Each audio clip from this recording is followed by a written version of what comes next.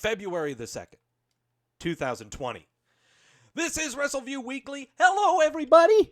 Super Bowl Sunday. Thank you all so much for stopping by to listen to this weirdo talk about men in stretchy pants before El Big Game between the Kansas City Chiefs and the San Francisco 49ers. Thank you all so much for stopping by. I know that I'm going to be checking out the game. I'm sure you all will be too, and the commercials and all of that other good stuff that brings about American capitalism. Yes, something to look forward to. Yes, my name is Doug Lackey. I am the host of this show and veteran columnist of Wrestleview.com and the co-host of Wrestleview Live, which airs immediately following every WWE pay-per-view right here on the Wrestleview YouTube channel, as I am co-hosted by the effervescent editor-in-chief of Wrestleview.com, Mike Tedesco. Oh boy, this is going to be a whale of a show. Lots of stuff to go over. Tons of stuff. Oh my gods, everyone in the chat room, if you're in the chat room now, you say, wee! If you don't, there's not a damn thing I could do about that. I see Andrew. I see Gills. I see Jamel. I see, that's about all I see. There's Lewis. Wee! Who else is in there? Come on, you know you want to say it. You know you want to do it. Everybody's doing it. There's Mashoon. Wee! Who else is in there? Come on. You know you want to. All the cool kids are doing it. All the cool kids are doing it on top of making fun of Paige having a boob job on the Twitter. That's the thing today, apparently, on the Twitter today, is people insulting others on the internet based on their looks. I don't get it. Something to do. I don't know. On the show today, oh boy, there's a lot of stuff to talk about. Of course, we are in the aftermath of Royal Rumble week is the best way to put it. Royal Rumble weekend, Worlds Collide, and the Royal Rumble itself is behind us. It's been a week. The post-Royal Rumble shows of Raw and SmackDown are behind us, and we are going to talk about those today. Sasha, that's not how you introduce yourself here in the chat room. You know what you're supposed to say. So we're going to go over Raw and SmackDown post-Royal Rumble. Lots of news to talk about. Nafisa's in the chat. Wee! Also, let me see. Lots of stuff to go over on the milk carton. The WWE milk carton. Some new fresh faces have appeared, but a lot of people are off the milk carton because of the Royal Rumble and other appearances. So, yeah. Go fig. That's what the Royal Rumble does, is it hopefully takes you off the milk carton. And finally, since this is post-Royal Rumble, post-pay-per-view, we always do a pay-per-view hangover to look back at what all has transpired and try to make sense of it all. Michael Jewell in the chat. Whee!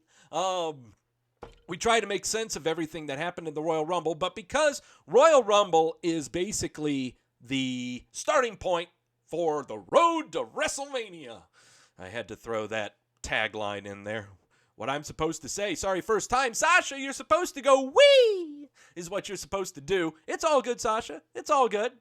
First time, long time caller, first time listener. Totally get it.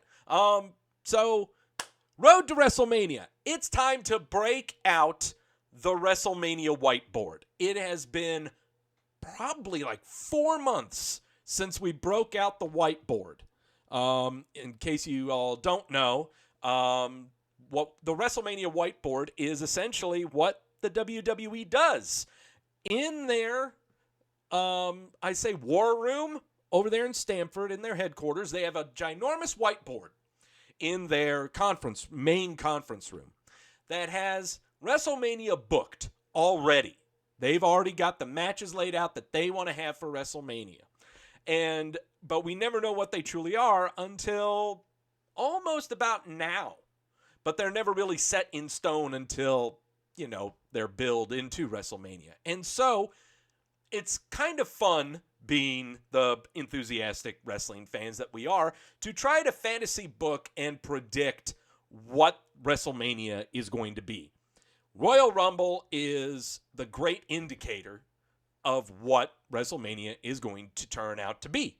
And so, Army WrestleMania, Me concubine in my room. So what we're doing is breaking out the WrestleMania whiteboard. Look back on what we thought was going to happen 6 months ago. There you go, Sasha. Whee! We didn't really book anything on the last time we looked at the whiteboard, but we had an idea of what matches are going to be on it. What types of matches. Title matches and stuff like that. Xandrix, no, you didn't miss out. No, not at all. So we're going to go over the whiteboard in conjunction with what has transpired on WrestleMania weekend and Raw and SmackDown and get an idea of what's happening here and prepare ourselves for the inevitable, I guess is the best way to put it. I have got some great ideas that I want to lampoon off of you guys. Please tell me if I'm off my rocker, if I'm thinking way too much. I need feedback. And also your feedback, awesome, because you guys sometimes I think come up with way better ideas when it comes to a good WrestleMania than I ever could. But hey, who knows? But before we get into the stuff, first off, Royal Rumble is over, thus meaning the fantasy Royal Rumble is over. If all of everyone who participated in the Fantasy Royal Rumble on the Wrestleview Media Facebook page, thank you all so much. I hope you guys had a blast playing it. I had a blast watching over it and letting you guys know what was happening. No, Michael, I'm not drunk yet. Not yet. We'll get to that in a sec. But everyone, since he's in the chat room, I'll go and let him know. Andrew in the chat was the winner of the Fantasy Rumble because he was the only person and everyone who entered to have on his three-man team Brock Lesnar and Drew McIntyre. Yeah, no one else. No one else had both Brock Lesnar and Drew McIntyre on their team. Brock Lesnar ended up bringing in like 27 points. Drew McIntyre brought in 25, winning the Royal Rumble. So, yeah, congrats, man. You lucky son of a bitch, Jamel says. Daniel in the chat room, whee! He's asking who finished second. I don't know. I really don't know. Honestly, a lot of people had Brock Lesnar on their team, so they were insured the 27. Everyone else that they might have had on there only garnered them maybe 1 point or -1.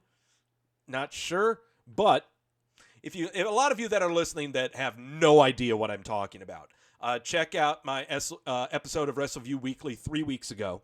That'll fill you in on what the Fantasy Royal Rumble is.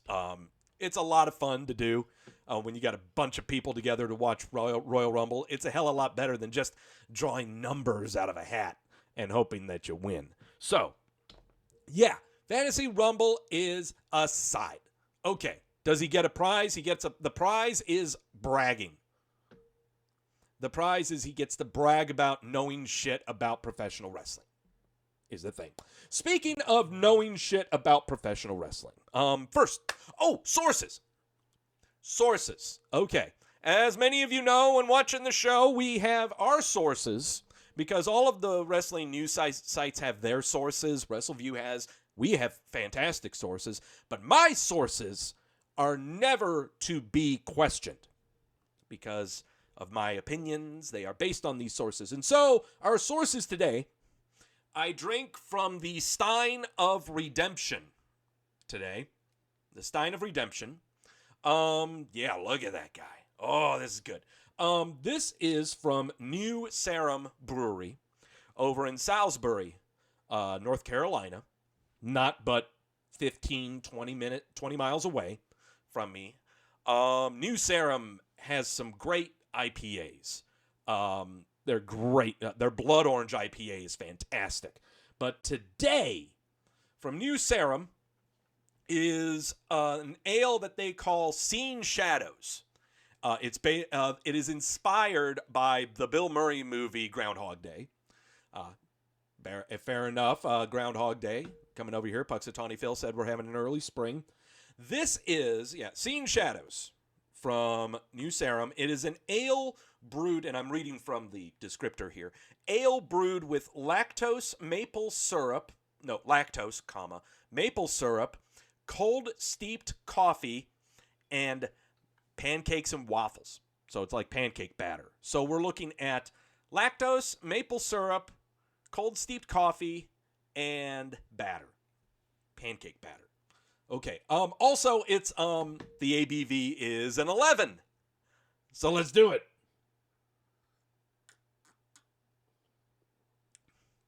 Oh, that maple's hard. Oh, that maple's hard on that one. This is gonna be dangerous.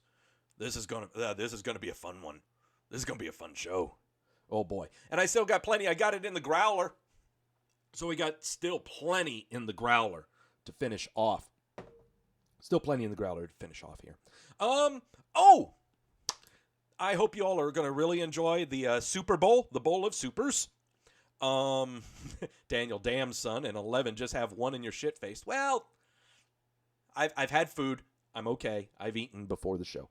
I love the Super Bowl times because there's plenty of food to be had. I'm making buffalo wings. I'm making mozzarella sticks, and I'm doing French fries covered with cheese, sauce, and bacon. So everyone get fat, happy, and stupid for the tradition that is the Super Bowl.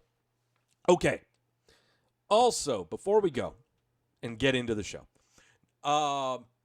long-time caller, first-time listener, Nafis Sadat, who's in the chat room in here and is a regular viewer of the show and also of Mike and Victoria's post-Raw recap.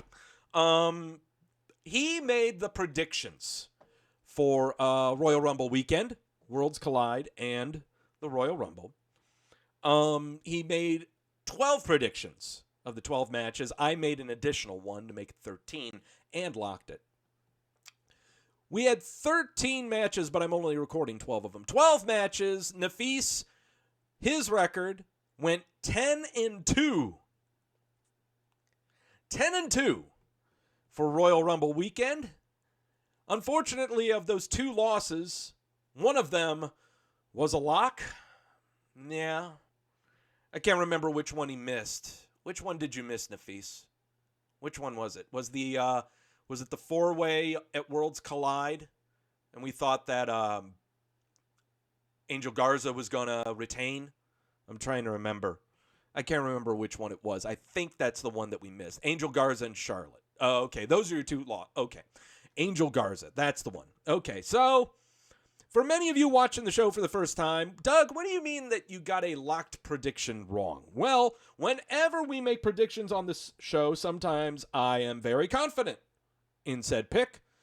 I am so confident that I will lock it. And if I get said prediction wrong that I have locked, we do a shot of the Luna Azul Blanco tequila. Yeah, gonna have to do one. Got to do one shot. No, Angel Garza and Shayna Baszler were the locks. Was Baszler? No, Baszler wasn't a lock, was it? Hold on.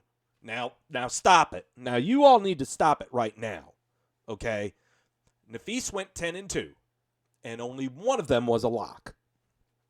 I think he locked McIntyre. He had to lock in a Royal Rumble of some kind. He locked a Royal Rumble, and I think it was McIntyre. I don't know. You're making me fish through my trash bin to try to find it? All right, here we go. No, I got him right here. The locks that he missed. He locked Shayna Baszler, but that's the only lock he missed.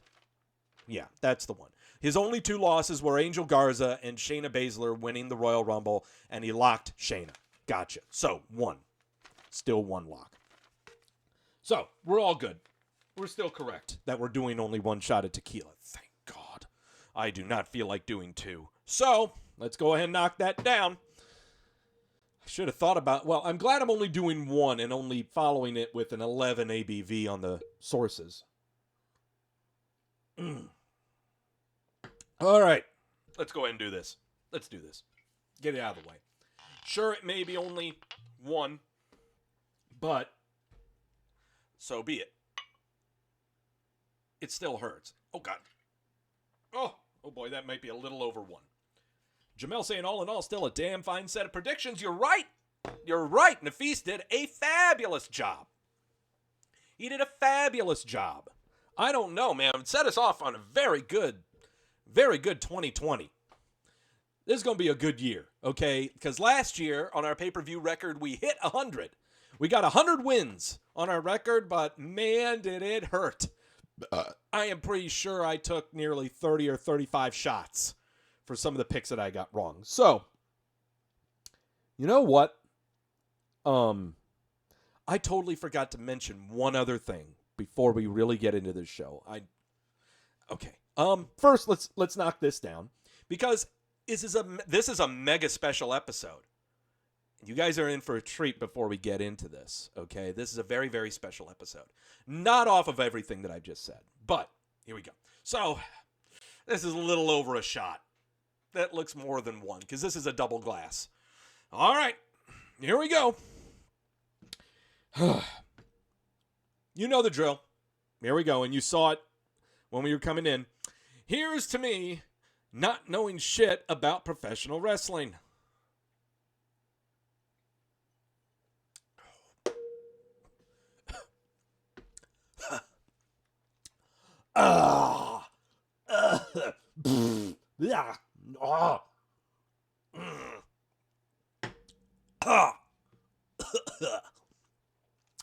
God, I hate tequila straight up. Can't stand it. And I'm not happy about the chase either. It's good stuff. Oh, God. It sucks. Jamel Liver isn't as mad as it normally is. No, it's not normally as mad, but, what are you going to do? Okay. Ebony's in the chat room. Hi. It's a special episode. You know why? Because today is the 2-year birthday of Wrestleview Weekly. Wrestleview Weekly is 2 years old. Yeah, 2nd year, dude. We're going into year number 3 now. That's right. 2-year birthday. Been doing this for 2 years. Man, I can't believe I've been doing this for 2 years. It's kind of amazing. Thank you all so much for being around for this 2 years, for being such loyal listeners and followers. If you have not subscribed, what the hell's your problem? Please subscribe to our channel. We only broadcast twice a week at most. So, yeah, Jamel, that's right. Ebony 2 years later, and the best WWE storyline is Mandy and Otis. It's a fun one. I'll go and give it that. Thank you all so much for the happy birthdays. Happy birthday for the show. So we've got to, last year when we did this, we did Mr. Rogers' birthday, and we got dinged by the YouTube Gestapo for that one. So instead, I found one that we are not going to get dinged by the YouTube Gestapo. We just took some tequila, so I think this is apropos.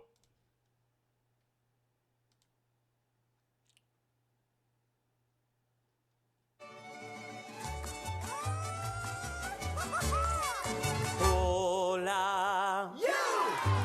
It's your birthday. We're here to party and sing to you. It's from me. Hope you are bueno, the fun Loreno, the whole day through. From the Gulf to the mountains, the city lights and fountains, we hope your birthday's excellent. You are another year older, so perhaps you should be generally awesome. 'Cause today is your day. Hola. You deserve a grand fiesta, and later on siesta, and the best of everything. Sí, señor. Yeah!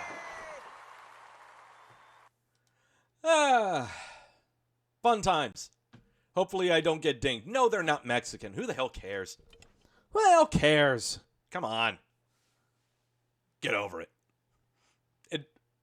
No, it doesn't matter. Xantrix is absolutely correct with that question. It does not matter. Okay. Pleasantries aside, we have got a show to get into. Jesus Christ. Rambling, Doug. You're rambling too much. Okay, so there are many things that happened at the Royal Rumbles. Edge is back. Edge is back. Who'da thunk it? I was putting it down, the rumors down. I didn't think he would be back. But there was one thing that we were reassured of on Monday night. Randy Orton is one of the greatest heels of all time.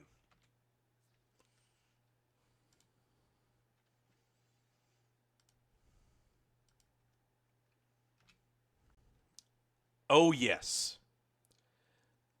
Oh, yes. The talk of this episode. I've got to tell,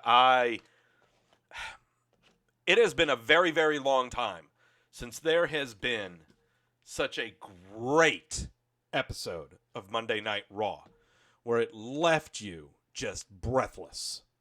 Okay? And yes, you could say it's a 3-hour show, and then we put it all. It's all dependent on the 15 minutes that ended the show. But for the love of God, whoa. Okay. So let's do this from San Antone, where they showed plenty of shots of the Alamo. Drew McIntyre comes out, and immediately he's challenging Brock Lesnar for the WWE Heavyweight title. Because of his win at the Rumble of the Royals. Who'da thunk it? No problem with that.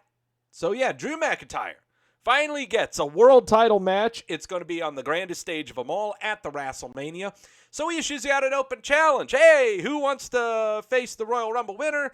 Drew McIntyre, Gallows and Anderson come out. Either one of them say they want him. Drew says, I'll take you both on.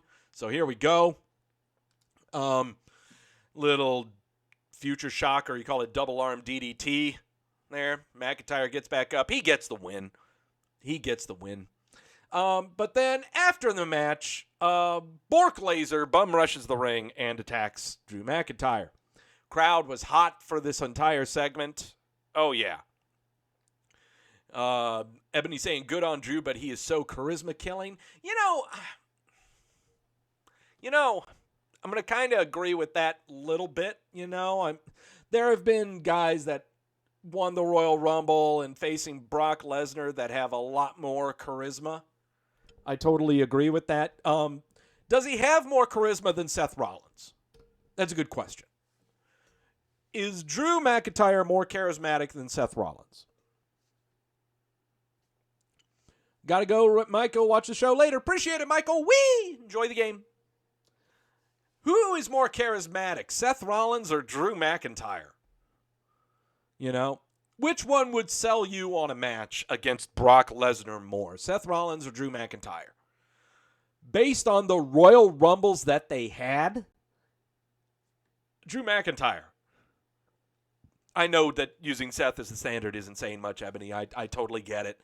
But that's the comparison that we're trying to make here because it's against the same guy, based off the same circumstances. Except the Royal Rumble match itself that Drew won over what Seth won, even what Roman Reigns is a good one. No, Drew McIntyre, way more charismatic. Way more. Ebony saying, we know it's been 6 years of Seth in the main event. It's been terrible for Raw. Well, not necessarily terrible. It's just the programs were great that he was in, but nothing really stuck. Nothing really stuck. You want to go in comparison to last year? What were the programs that Rollins was in post-WrestleMania? It involved Becky Lynch. Period. And it was against Baron Corbin. So, Jamel saying not terrible, but he's a shit face. I don't think he's... the way that they brought about him becoming a babyface, of course, was very, very questionable. Okay? Just because you add a countdown 3, 2, 1 before you hit a drop kick, I totally get that you can't really claim yourself as a babyface after that. You were beating up jobbers. You did handicap matches against Ryder and Hawkins. I totally get it. It's tough to fathom that this guy is a babyface because of all of that. But I believe in the coming weeks, going to this build into WrestleMania. He's got 9 weeks, basically, to build up being a babyface. Okay? That's plenty of time, plenty of ammunition to be able to do that. As long as Bork Laser makes appearances and he goes after Bork, it'll be fine. It'll be just fine. I think he'll be just fine. Rey Mysterio versus MVP. Let me see. Oh, Ebony on there. Becky makes me turn off Raw. We'll get into Becky Lynch talk in a little bit. Okay. Rey Mysterio versus MVP. This would be MVP's one and only match with the WWE. He would go on Instagram after this match saying this was his final match with the WWE. It was basically a short-term contract like what Jeff Jarrett got last year, being on-camera contract. So we have a nice little match, Rey Mysterio versus MVP, to give us some feels if you actually gave a damn about MVP. I'm going to be honest, okay? MVP, when he was on the main roster 10 years ago, didn't really grab my attention. I get what the character was. I totally get the gimmick. He came out at the time. No, this is not a we. No, Jamel, there's no we on this one. The MVP character came out at a time when all the Terrell Owens shenanigans was going on in the NFL, when he left after the Niners, when he left the Eagles.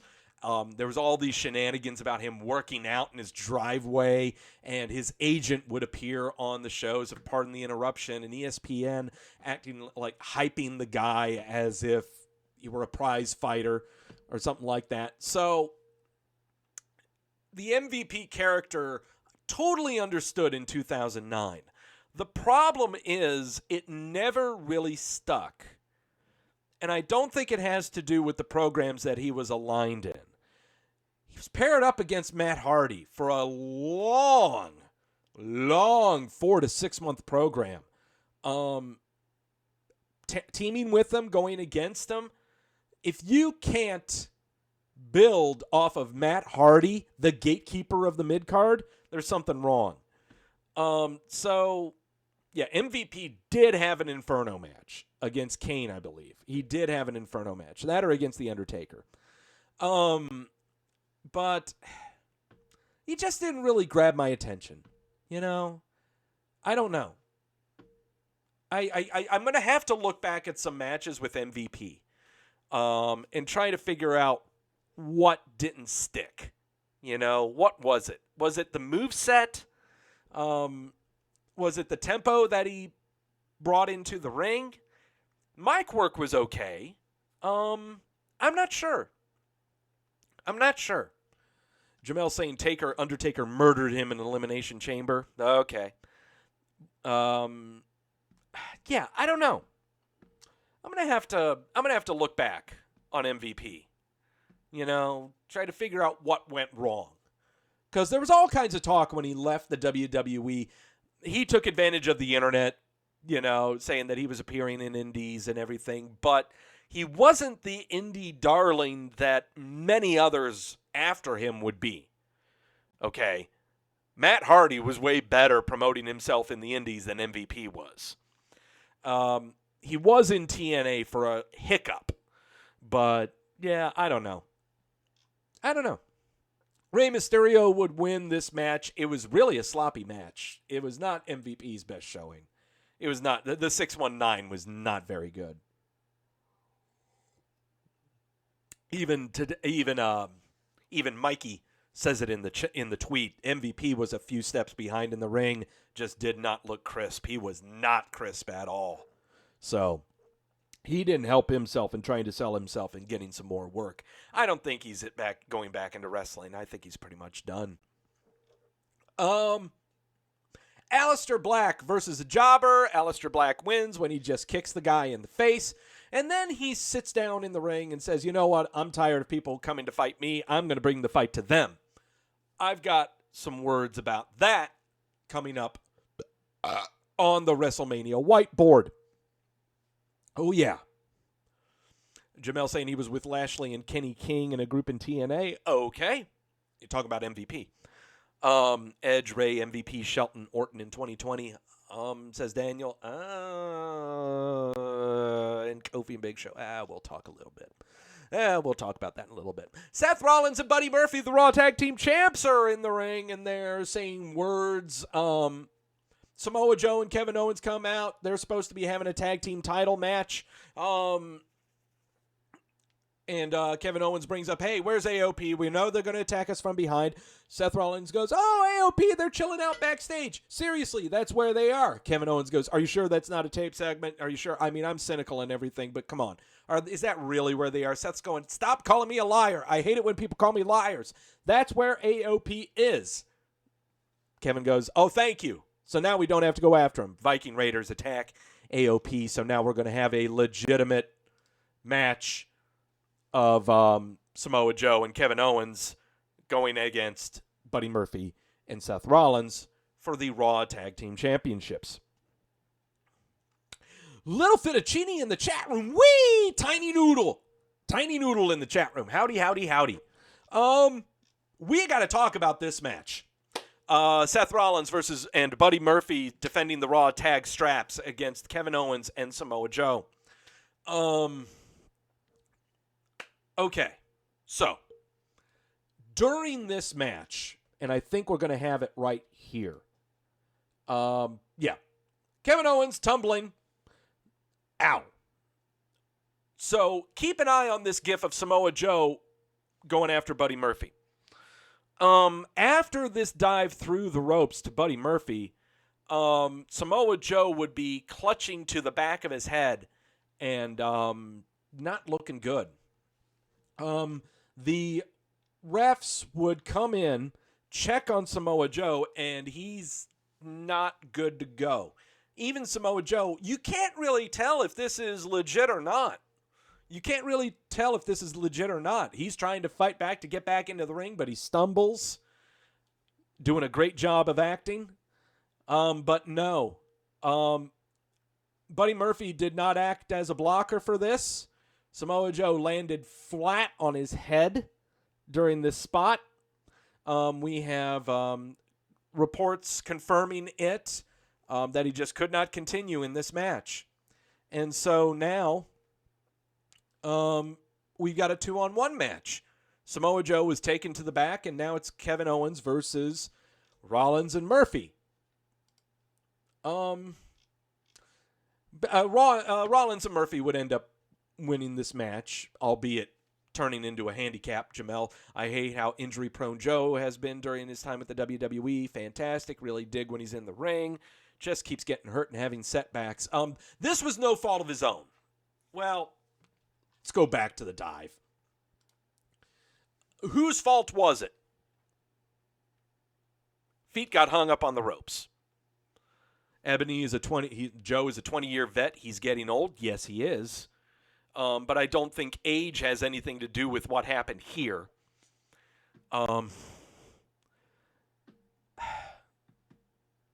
He just came back from a broken thumb. And now he's back. It's not even been a month since he's been back. CJ in the chat room. Whee! So, we're going to be talking about some injuries today, too. Okay, lots of injuries today. So, think about this, okay? Samoa Joe, he may be on concussion protocol, or this was done just for precautionary measures. But for the love of God, what are we doing here? This was your main event program. And now we've already got a guy that might be on the shelf for 2 or 3 weeks, 9-week build into WrestleMania, involving at least 3 talents in this 6-man program that would easily be on WrestleMania. What are we going to do here? I'm going to tell you right now, on my WrestleMania whiteboard that I'm going to be tapping into later today, none of these guys are on it right now. I have no clue what's going on with this program after this match, with Samoa Joe going down with a potential concussion or neck stinger, whatever it could be. and they involving the Raw Tag Team titles, which, first off, let's bear in mind, the Raw Tag Team titles were not defended at WrestleMania last year, so... But they involve main talents. Seth Rollins, Kevin Owens? You're going to leave them off of WrestleMania? Absolutely not. Ebony, I was scared they would run Seth and Buddy versus Edge and Orton. No. We got some more talk going on when it comes to the whiteboard, okay, and what we're going to do at WrestleMania. But at least stop doing that shit on free TV and break it out seldomly, says Jamel. The problem is you need those suicide dive spots at least every 45 minutes on the television program to get the crowd back into it. Whether they be over the top rope, off the top turnbuckle, through the ropes, you got to do this at least every hour to keep the crowd hot. If you don't, that crowd is going to fall asleep in a match. Now, if you've got a segment of some kind where you have a run-in during a segment or weapons are being used, that's a different thing. But spots like this are supposed to get the crowd amped back up. Did we really need this, though? The timing that we have it. Could we have spaced this dive through and this match in general later on in the show? Absolutely, they could have. Absolutely, they could have. People really don't give a shit about them and people are messing themselves up for nothing? Yes. Yes. We see it everywhere. Next up, we've got a match between...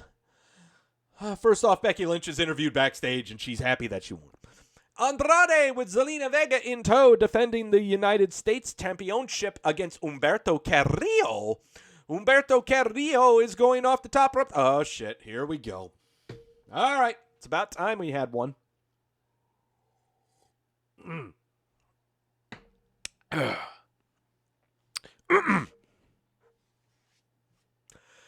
Humberto coming off the ropes and whee! He's doing a nice little... Is that a plancha? Whee! That's not a tope. Tope's through the ropes and whee! It's not a moonsault. He's got to be standing in backflip doing that. Whee! Is that plancha is what that is? No. Whee! Tope con heel. What in the hell is... Whee! I am not Mexican or Japanese. What the hell is whee? What the hell is this called? Someone tell me whee!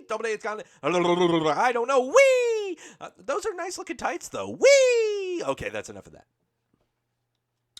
Whew. All right. Yeah, what is that called? Is that a tope, a plancha? What is this? What is this?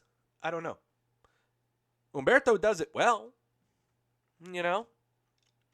But your winner of this match via disqualification because Zelina Vega came in and started hitting Humberto when he had a pin. Andrade retains the U.S. title. And Zelina, like, what? Ooh, I did what? Zelina's been fantastic on the reactions. Okay, fantastic on the reactions.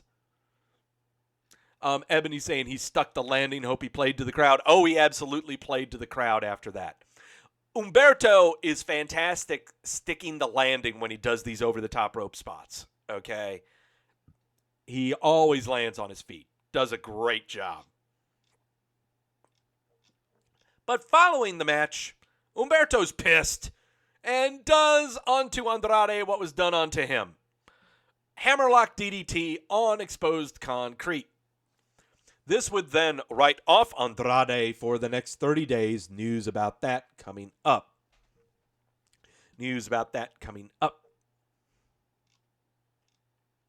Charlotte Flair is coming to the ring.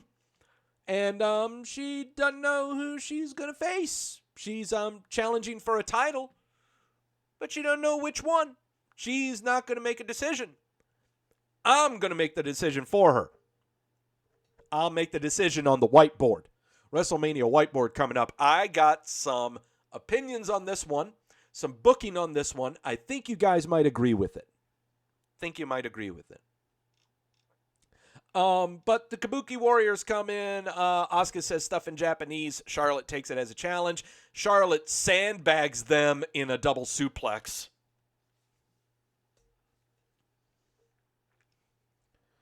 Complete and utter sandbag. Does Charlotte do this all the time? Does she do this all the time? And Gills brings it up too. Charlotte cutting the heel promo, then gets attacked by 2 heels. I don't know.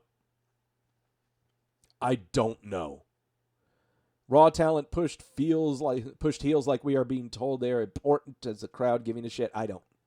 This is stuff. I mean, this is weird. Okay, that poor microphone. That poor microphone.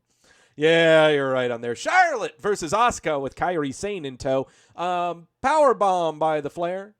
Nice power bomb too. Like the split leg landing on that power bomb as well. But your winner via disqualification would be Charlotte Flair when Kairi Sane would interrupt in the match with this. Woo! This was fantastic. That was a fantastic end. Fantastic end to the match. Xantrix Asuka's character is so wildly different from her lovable Kana-chan on YouTube. No, you're absolutely right. If you haven't checked out Kana-chan on YouTube, do it. Okay, it's a fun stuff. Fun stuff on there. So right now what we're anticipating from this is a program involving Charlotte going against Asuka and Kairi Sane to fight them off while she's trying to figure out what she wants to do championship match-wise at the Army Wrestlemania. Again, not a problem. Good filler. Good killer. We got 9 weeks to kill going into WrestleMania. This is stuff to lead into for Elimination Chamber. Not a problem. Not a problem at all.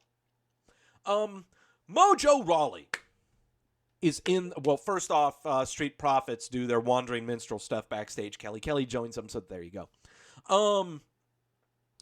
Mojo Rowley is in the ring, hyping up how he is the 24/7 champion, but he's not backing down from challenges. He's not going to run away like other people. He is going to stand up and fight, and with every quarterback, they need a good offensive line, and so he has found himself an offensive lineman in Riddick Moss. Riddick Moss is an NXT standout. He had been on NXT for at least 3 years. Was one half of a tag team known as the Outliners. I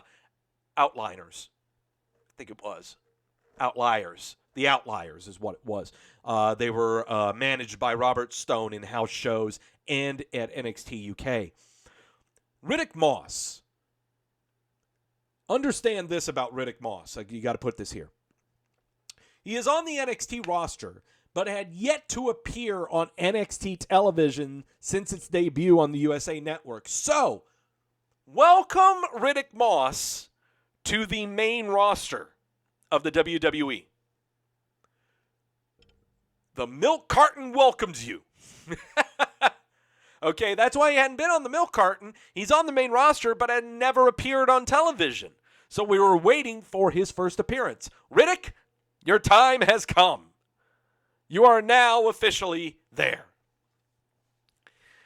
Ebony saying, I like Mojo, just hope he doesn't concuss himself and hype himself up. Well, there's still time for that. All right. Mojo Rowley would have a match against No Way Jose, and he would win handsomely. Then a member of the conga line comes in, pins Mojo for the 24/7 title. He's a hamburger, and he's R-Truth. But Riddick Moss would come in and stop him. Mojo would blast him and pin him and get his title back. So, this looks to be a thing now. The 24/7 title is now no longer the happy-go-lucky title for as long as Mojo Rowley has it. Now, the 24/7 title is now the official low-card title to get low-card people in the ring and show themselves off. Low-carders no longer have to run and chase around for a belt to be noticed on TV. Low-card talent no longer has to be squashed by Eric Rowan or Drew McIntyre. Now, low-card talent will have actual matches involving something of moderate importance. Daniel coughing and saying Epico. Colognes, you watch out. I'm telling you, everyone got brand new beauty shots. You got to watch out. Lonna versus Liv Morgan. Can we finally say that this is over with? Liv Morgan would win the match with this little number. Do we call that the stroke or something? What is that called? I don't know. Is it done? Can we finally say it's done? I hope so. Eric Rowan versus a jobber. Eric Rowan wins again. Finally, let's get to the heart of this show. Edge comes out. Very emotional Edge. This being the first time in nearly 9 years that he's in the ring with a microphone and be able to soak in all the praises. Keeps on saying, what if? Well, now he's back. He's back. Can't wait to do it all in front of the fans. And then finally, Randy Orton comes out. Randy Orton says to him, you're saying a lot about what ifs. What if RKO, Team RKO, Rated RKO got back together? Everyone's chanting yes. Everyone's loving it. Edge does a little pirouette to see everyone's reaction. And then Randy Orton RKOs him. What would follow was absolute TV drama. Fantastic drama. Orton would then place Edge's head in between a chair, go up to the top turnbuckle and sit there as if he was rearing to jump down and wedge that chair in between Edge's neck. Just a fantastic shot. And Randy Orton the whole time is just conflicted in his mind. He's just like, oh my God, what the hell? I can't believe I'm doing this, but I just can't help it. I can't believe I'm doing this, but I just can't help myself.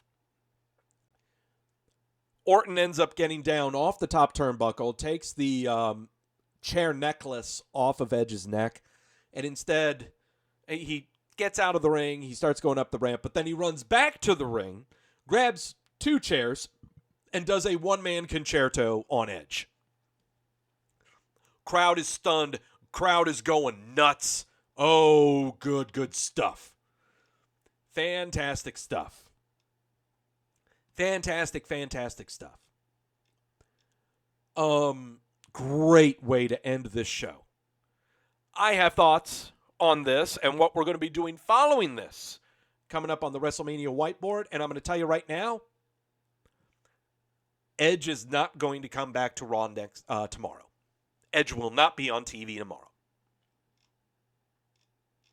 What did everyone think of the show? 90% gave Raw a thumbs up. That's very shocking. But again, usually Raw gets an absolute abysmal rating from everyone who watches it because everyone watches Raw. Jamel, first time we've seen anything close to a chair shot to the head in 10 to 12 years. Close to it. Daniel gives it a thumbs up indeed. Jamel, Edge on the milk carton. Edge is going to end up on the milk carton. Edge will end up on the milk carton. Mashoon, wow, absolutely wow. And that's over 200 votes on a 90% thumbs up. That does not happen. Ratings like this only happen on post-WrestleMania Raws. Okay? So, yeah, this was a big pop when it comes to how everyone is viewing the show. So, that was Monday Night Raw. Have a sip of the waffle stout. Seeing shadows is what they're calling it. I'm just going to top it off here. So that was the Raw. What about the Blue Show? Doug, why in the hell are we talking about the Blue Show? Raw was so awesome. You should talk about NXT. You should talk about AEW. Shut it. I am never talking about AEW. Never going to talk about AEW. But what about the SmackDown? What about the Blue Show? Oh, there's a lot of fun stuff happening on the Blue Show. Do you guys like, what was the name of, what was it called? Do you guys like Doggy Chow?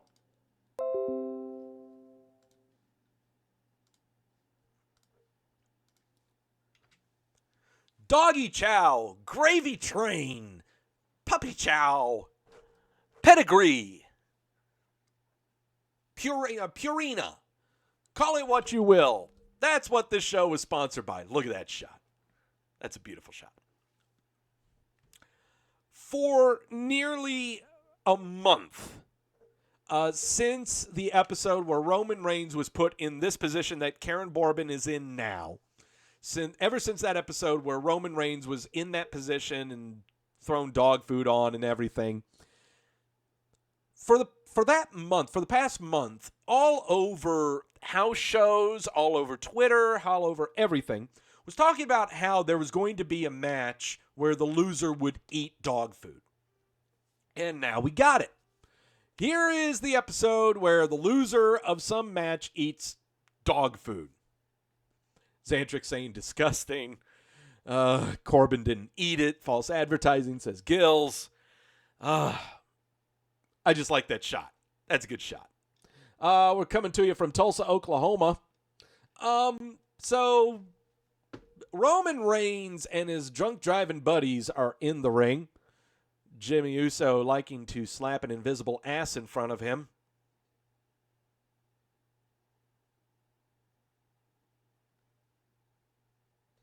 I don't know. Your guess is as good as mine. I don't know, Jimmy. How are you doing today? There's going to be a six-man tag between the Usos and Roman going up against King Bourbon, Dolph Ziggler, and Robert Roode, and the loser has to eat dog food, is basically what's going on. They would all say words. All kinds of words were being said.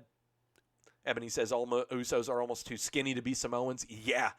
Imagine the work that they got to do to keep that weight off. Imagine Roman Reigns, the work he's got to do to keep that weight off. So that's a six-man tag. Teddy Long special tonight on SmackDown with Alpo implications. Heavy Machinery versus The Miz and Morrison versus The Revival versus Lucha House Party. Fatal four-way tag team match to determine number one contenders for the SmackDown tag team titles. This sounds eerily familiar. I mean, this sounds incredibly, this is deja vu.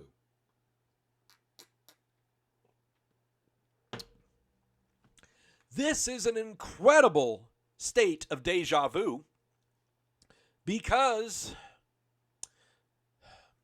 not but 7 weeks ago to that very day on that episode of SmackDown, they had a fatal four-way elimination-style tag team match to determine the number one contenders for the SmackDown tag team titles. Would you believe there was only one difference between that match and this match other than the stipulation, and that is that The Miz and John Morrison are in it?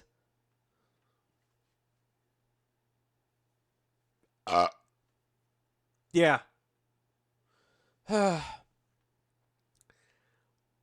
Regular fatal four-way style match. Lucha House Party's in it. Lucha House Party off the milk carton. Lucha House Party off the milk carton, except for Kalisto. Kalisto did not join his cohorts at ringside. It was just Lince Dorado and Gran Metalik. I thought the mechanics were taking time away from the WWE, likely to wait out their contract, says Jamel. You know, all right, look, I'm going to have this nice little GIF play involving Metalik and Morrison. But this is going to play in while I talk about people that are not involved in the GIF that I am showing. So for the past 2 weeks or 3 weeks, all over the Twitter and everywhere, the Revival's bitching about tag team wrestling, and there's reports coming up about Revival saying junk and how they've got a contract negotiation coming up and they got to renew, and even numbers are thrown out there on how much that they're asking for. And this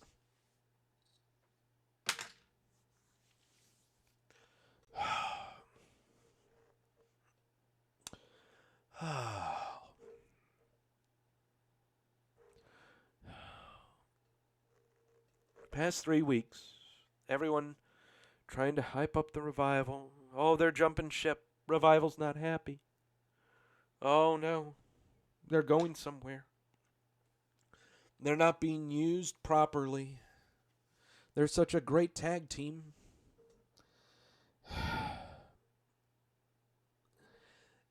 This happened last year at the exact same time. The same talk, the same discussion, the same booking, the same everything. This happened last year. Everything. Why are people falling for it again? Why? How? What do I say at the end of this show? Every week. What do I say at the end of this show? Know when you're being sold to. For the love of fuck.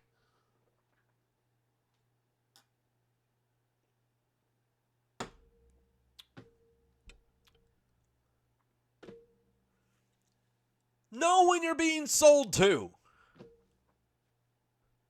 Well, Jamel, don't scroll down. Yeah, that's the other thing. Speaking of scrolling down, we're going to be doing some of that. Well, not on... Maybe on this show.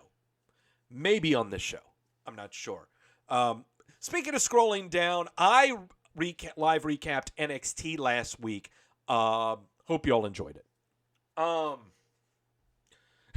Xantrix and Jamel. No, don't scroll down. Okay, I won't scroll down. Okay. Because people are stupid, says CJ. I still think the Revival are trash. I think the Revival needs to go back to NXT. It's not that they aren't being used. It's just that is where the Revival should be, is NXT. Their style, the style of tag team wrestling that they do is so made for NXT and that crowd rather than Raw and SmackDown. So, that's me. I think Revival should go back to NXT. When? I don't know. What else? Grand Metalik. Can we just say this? If you're not going to dive off the ring, at least do something that's safe. Like doing a Hurricane Rana off the top rope and sending the other guy from the apron to the floor with people to catch him. That's how you do a top rope spot. That's fantastic. Jamel saying spot on me. Ship him off to NXT UK. Revival in NXT UK? Ooh. They could play the Bastard Americans in the UK. Oh, that's good booking, Jamel. Yes. Oh, that's good stuff. Very good stuff. I would send them to NXT UK in a heartbeat. Oh, they would be so made for NXT UK. Oh, yeah. Ebony, I don't know, being chucked into a wall like Otis can't be fun. I'd rather fall out of the ring. No, you're right. Yeah, you're right. But here we go. You just don't kick Otis. You've got to do more than that. He just ends up jiggling and ends up taking his shirt off and stuff. Yes, Otis is a treasure to behold. There's nothing wrong with this. There's absolutely nothing wrong with this at all. I'm just glad that Deanna was not watching this. Then she would be asking me, Doug, what the hell are you watching? Otis is sexy. He is absolutely sexy. He is a tub o' fun, is what he is. But finally, Lindsay Dorado doing the bottom rope moonsault, then going to the middle rope moonsault, and then he might go to do the top rope moonsault, but then he was thrown off by Dash Wilder. But then John Morrison and The Miz would end up winning this with The Miz hitting skull-crushing finale on Wilder. Morrison tagged in. Starship Pain get the pin. So now we are going to have The Miz and John Morrison vying against the New Day for the tag team titles. Who to funk and thunk it? Tucker and Otis are backstage. Mandy and Mandy Rose shenanigans are happening back there. Sonya Deville is with her as well. Otis asks her out on a date. Mandy says she can't do anything this Friday, but maybe, and not next Friday, but maybe the Friday after that, they can go on a date. That's right. Otis and Mandy Rose having a Valentine's Day date. First off, number one, Otis and Mandy Rose are an item in real life. Okay, this is nothing taboo. Okay, they are an item in real life. But number two, how fun is that going to be? How fun is the Otis Mandy Rose Valentine's Day date going to be? This is going to be fun. I cannot wait for this. Okay, this is going to be so much fun. What are we going to get out of this? Okay, now what's the program going to be out of this? Here's what the program is going to be from this. Sonya Deville turns heel, turns on Mandy Rose, butts in on their date, and there you go. Mandy Rose and Otis becoming an item. Mandy Rose now teaming alongside Heavy Machinery. So now you may get Mandy Rose at ringside when Heavy Machinery's having matches. Heavy Machinery being on the outside when Mandy Rose has matches. Sonya Deville being an asshole. It's going to be great. I think there's a lot of great stuff that can come from this. There's a lot of great stuff that can come from this. Alexa Bliss and Nikki Cross teaming up against said Mandy Rose and Sonya Deville. Nikki Cross and Alexa Bliss would end up getting the pin after shit happened. Let's go ahead and put it that way. Jealous Sonya. That's absolutely right, Mashoon. Jealous Sonya. That's what it is. All right, but one of the main reasons we are covering SmackDown, Intercontinental Championship match. Shinsuke Nakamura defending his title with Sami Zayn and Cesaro in tow versus the Braun Strowman. Shinsuke doing his best on the Braun Strowman. Throughout this match, there would be shenanigans from the outside. Little Kinshasa from the back. At one point, the turnbuckle would be taken off the top rope for Nakamura to use, but Braun Strowman would send Nakamura into that exposed turnbuckle, power slam him, and win. Your new Intercontinental Champion, grabbing his first ever singles title, Braun Strowman. You never thought this would happen. Braun has a belt. Braun's got a belt. Yeah. The reactions of Cesaro and Zayn are fantastic. The reactions are fantastic. The crowd, happy as hell. Yeah. Fun stuff. Fun stuff. What are we going to take from this? We'll talk about it on the whiteboard. Sami Zayn is backstage after commercial break, bitching about this match. Elias comes out, strumming his guitar, and makes fun of him. Sami Zayn saying, no one cares about your damn jingles. We need this, so put down the guitar and shut your mouth. Cesaro would go out there and beat up Elias, and we would have that with the officials breaking him up. Sheamus versus Shorty G in a rematch from the Royal Rumble. Gable has a very nice moonsault. Is that a Wwe? Yeah, it is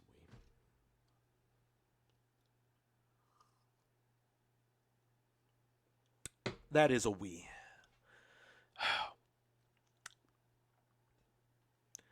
It is not the Royal Rumble. It's SmackDown. Whee! Shorty G doing the moonsault off the top rope. Very nice. Whee! That's so artistic. It's just whee! That's just poetry right there. It's just whee! It's like he floats up in the air. Whee! It's like a little, I like the Purplesaurus Rex trunks on. Whee!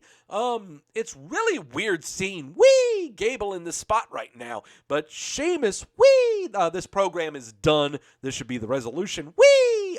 He would lose this match. So there you go. Wow. It is still pretty. Shorty G moonsault is pretty. But Sheamus would get the win over Shorty G with that backbreaker. He would follow it up with the brogue kick. What are we doing with them? I have no clue. Bayley is coming out. She's saying happy words because she won her match at the Royal Rumble, retaining her SmackDown title. And she's saying, if Charlotte hasn't announced who she's going against, I'm calling out Charlotte. Hey, Charlotte, get your ass out here. You want a title match at WrestleMania? I'll face you at WrestleMania. Sure, let's do that. Music hits. It's not Charlotte's. Instead,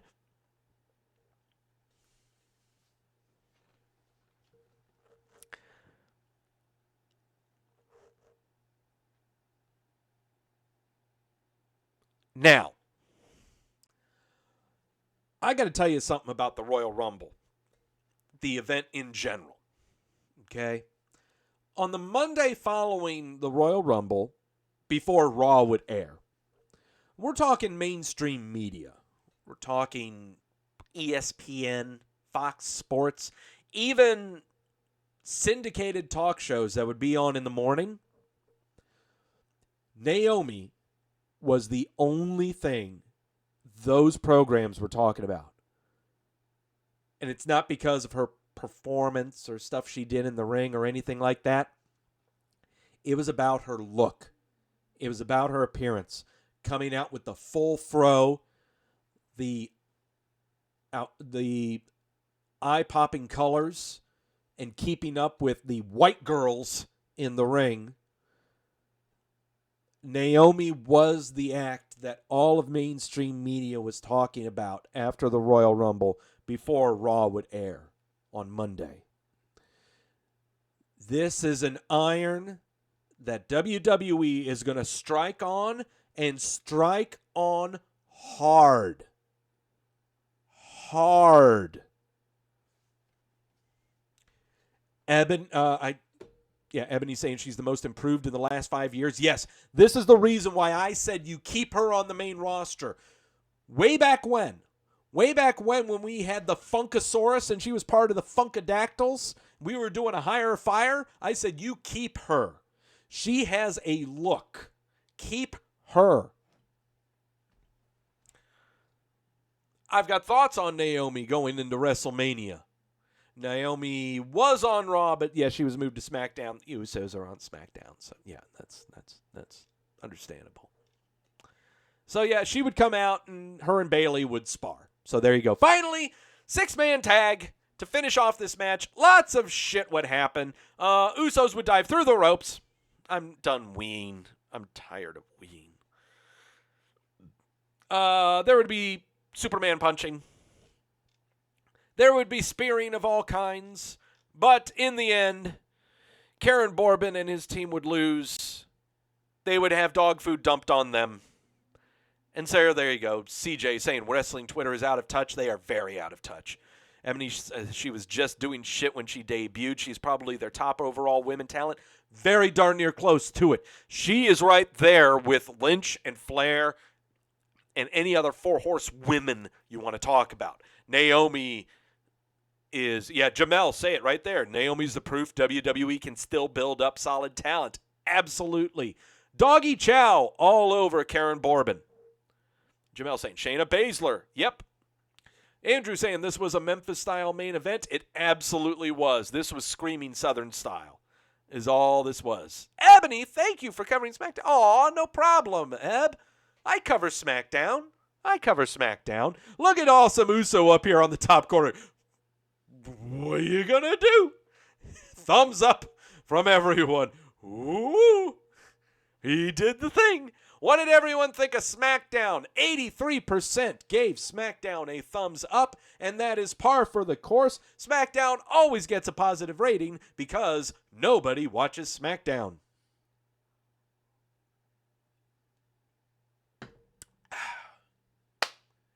All right, that was Raw and SmackDown. Got a lot of other stuff to talk about. We got news times. We've got injury times and other thing times. People were losing their shit 2 days ago after a major announcement that happened via WWE Corporate.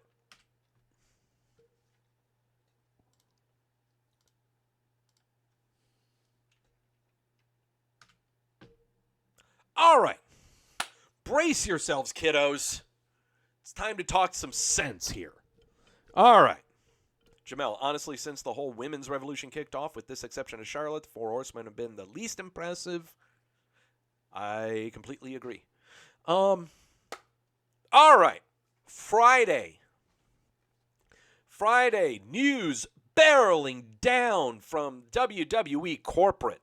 George Barrios and Michelle Wilson, co-presidents of WWE, were leaving the WWE, and Vince McMahon commented on such. WWE issued a press release on earlier Friday announcing the departure of Barrios and Wilson. According to the press release, Frank A. Riddick III, who has served as a member of WWE's board for more than 11 years, has been named the interim CFO and will report directly to Chairman and CEO Vince McMahon. WWE has commenced a search for a permanent CFO and a CRO, Chief Revenue Officer. The departure of Barrios and Wilson came a week before the WWE's fourth quarter and full 2019 financial results that are set to be released this Thursday. Following the news of Barrios and Wilson, MarketWatch, stock watching website, reported that WWE stock plunged 23% in after-hours trades to their lowest level since May of 2018. As of Thursday's close, the WWE stock was down 35% since its April the 23rd, 2019 peak. So in other words, the sharp rise last April because of the TV deal with Fox would then be led. The Thursday after hour sales, news went out over all stockholders that they were going to be leaving Thursday. News breaks out on Friday. So we see the stock plunge a good 25 to 30% of WWE stock. And it is all based around not only the leaving of Barrios and Wilson, but also of the dire fourth quarter releases and full year statements that may be coming out from the WWE that are so completely dire. First, Dave Meltzer would get on the Twitter and harp about how the WWE stock plunged $9.95. The great stock market guru that dark overlord Dave Meltzer is, trying to hint at something.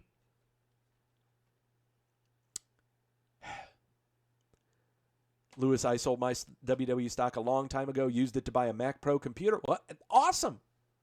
Hell yeah. Here's the deal. Okay?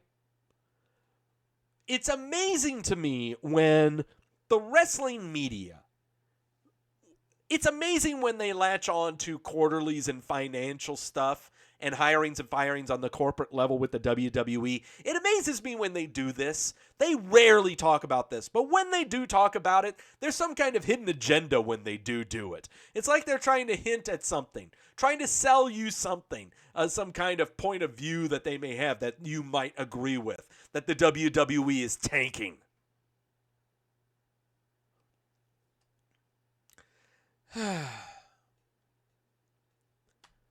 So, what are we supposed to take from this?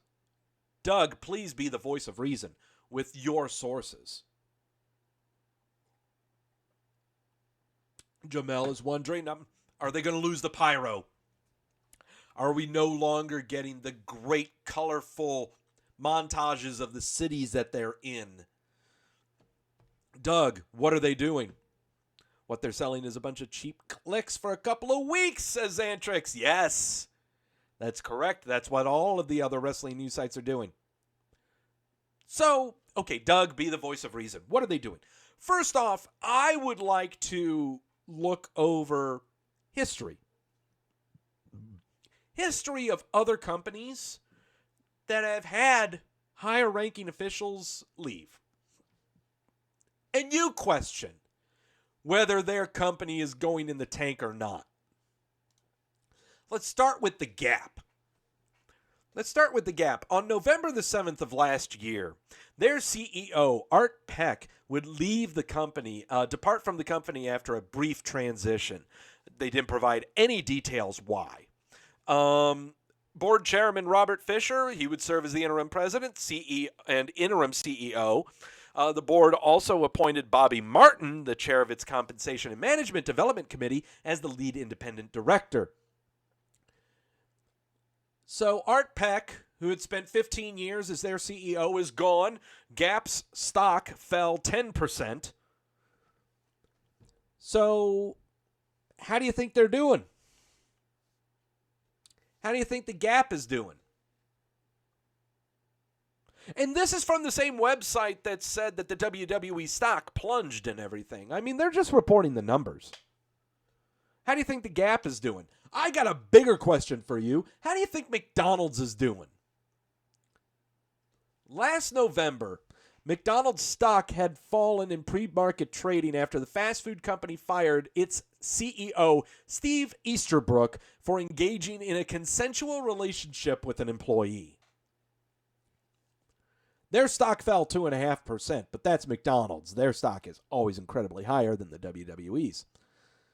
Jamel, cardinal rules of weekly: know when you're being sold to, know what you're being sold, know when you are no longer being sold to, don't scroll down, it's not about you. That's what it is, Jamel. That's what it is. Stop being selfish. Know when you're being sold to. Essentially. Here's the thing.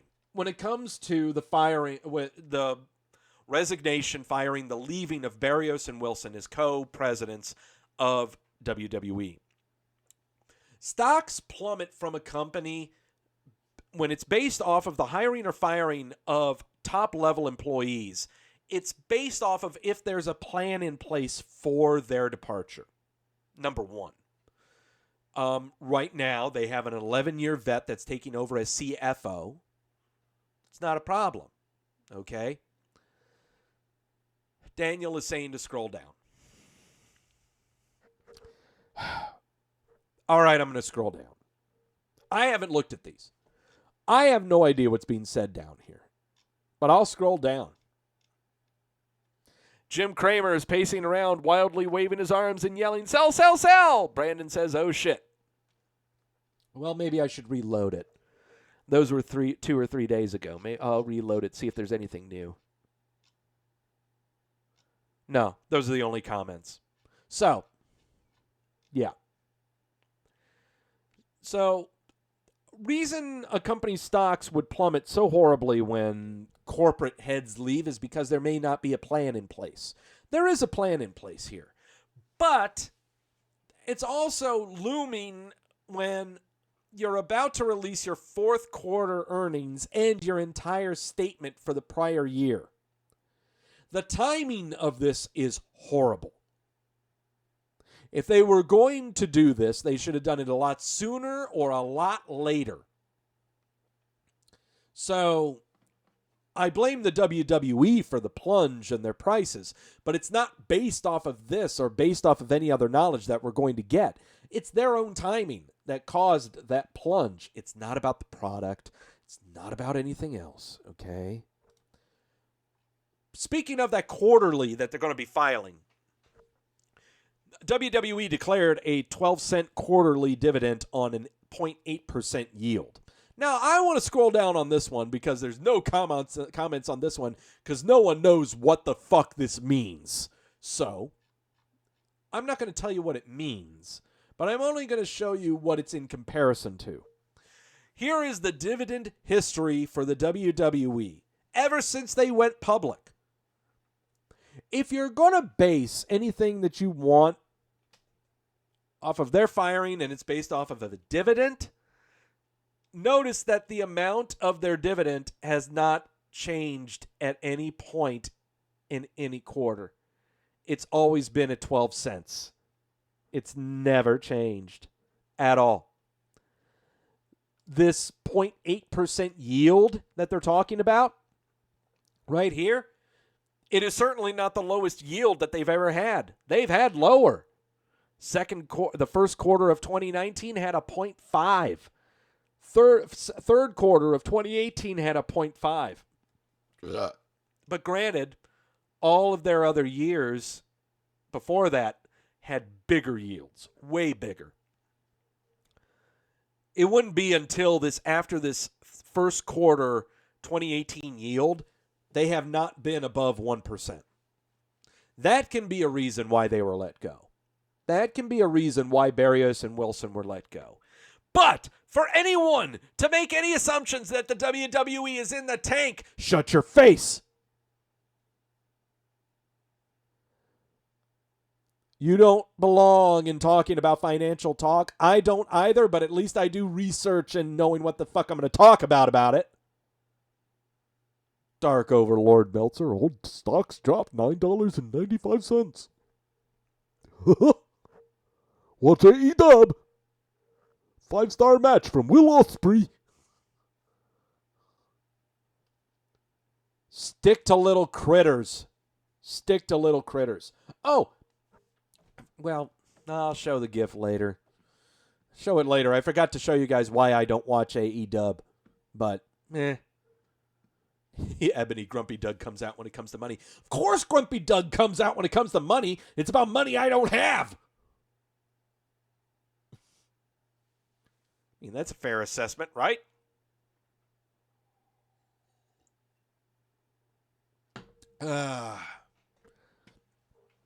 Xantrix, know when and who is being sold to. This is dressing in the great game of corporate warfare. Name on earth-shattering managerial brilliance.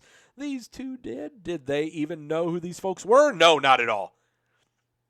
They don't know who Barrios and Wilson are at all. Let's go ahead and stick to the wrestling news. WWE Hall of Famer Bret Hart on Friday revealed that he has skin cancer on the Instagram. He revealed it on Thursday. He revealed that he had a basal cell carcinoma, which is the most common form of skin cancer. Nothing to really worry about. All it is just it's above the skin. It has not spread anywhere else. My father had my father had melanoma, which is about the same form of basal cell carcinoma. It was on his left forearm because he's a salesman and sun beating down on that arm when you're driving. Yeah. So, according to skincancer.org, basal cell carcinoma is the most common form of skin cancer, most frequently occurring form of all cancers.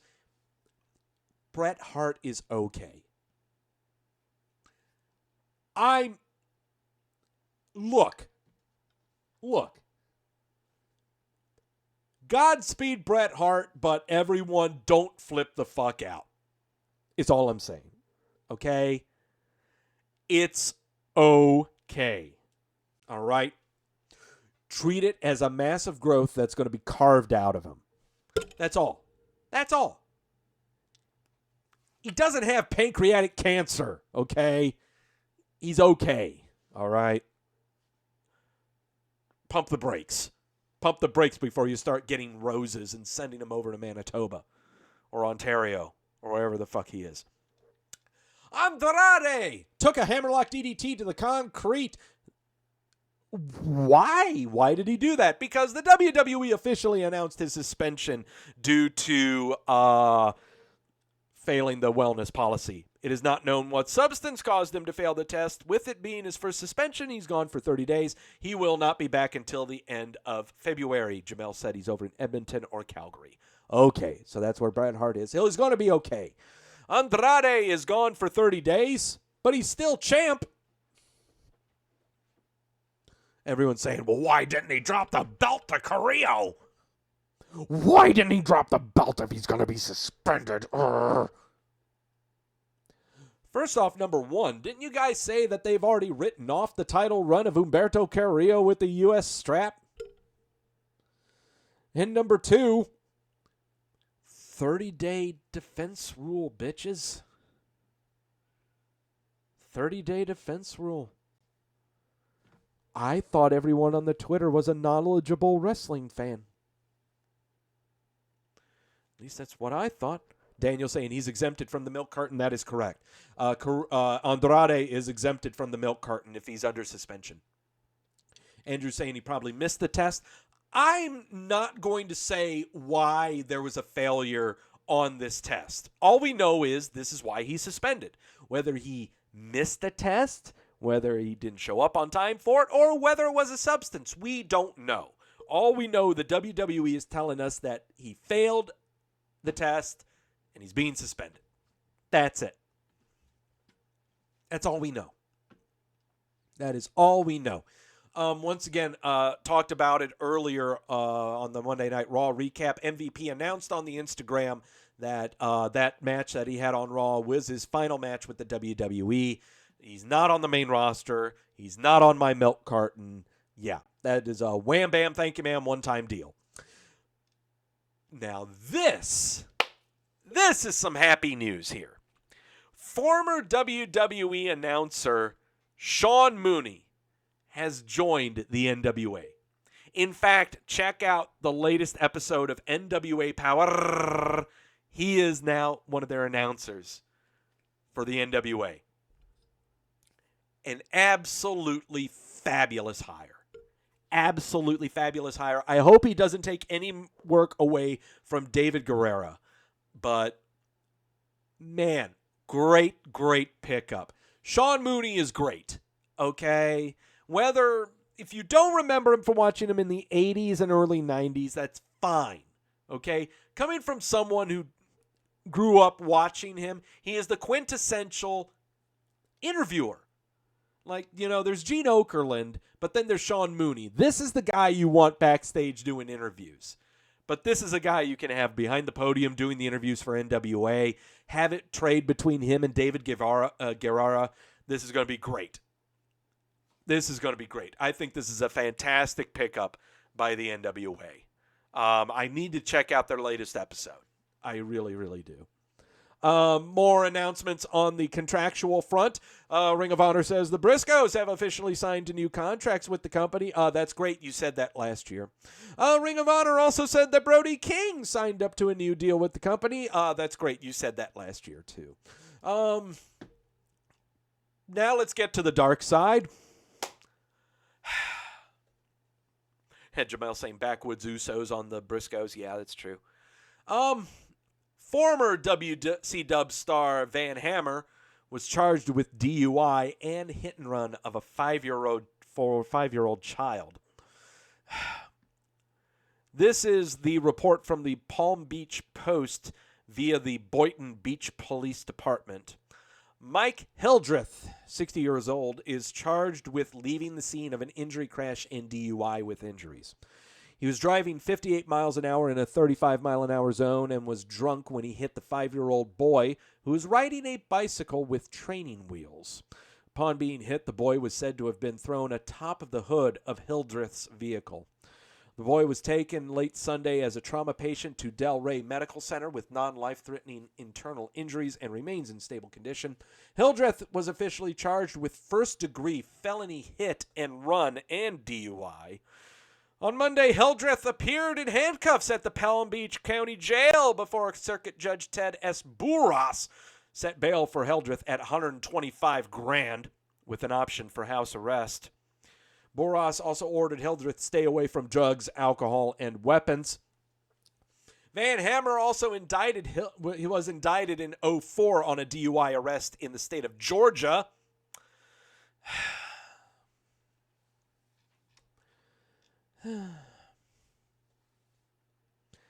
Jamel saying this is why we have to give Jeff Hardy shit. Miracle something like this hadn't happened and glad the kid is going to be okay. Look, I know you guys don't like it when I report this. I really know you don't. I know you. It is dark. It is sad. I get it. But I report this for many different reasons. The number one reason is I've been there. I've had a DUI twice. I've spent a week in jail. Learned my lessons. Okay? Learned my lessons. I've never made a six-figure salary in my life. God, I wish I could. But I've never made a six-figure salary in my life. But I report on this shit because there are people who have the resources to prevent it from happening. I report it because some people have the resources to not even think about doing it. I report it because it needs to be reported. Why do I give Jeff Hardy shit? Why do I give anyone shit because of this? Because they fucking know better. If I knew, again, coming from someone who's been there. God, I was an idiot. I was a stubborn idiot. I lost a hell of a lot of money. Lost a hell of a lot of my pride, too. Seriously. I learned my lessons. And I know but Doug, you're sitting here drinking. I'm drinking at home.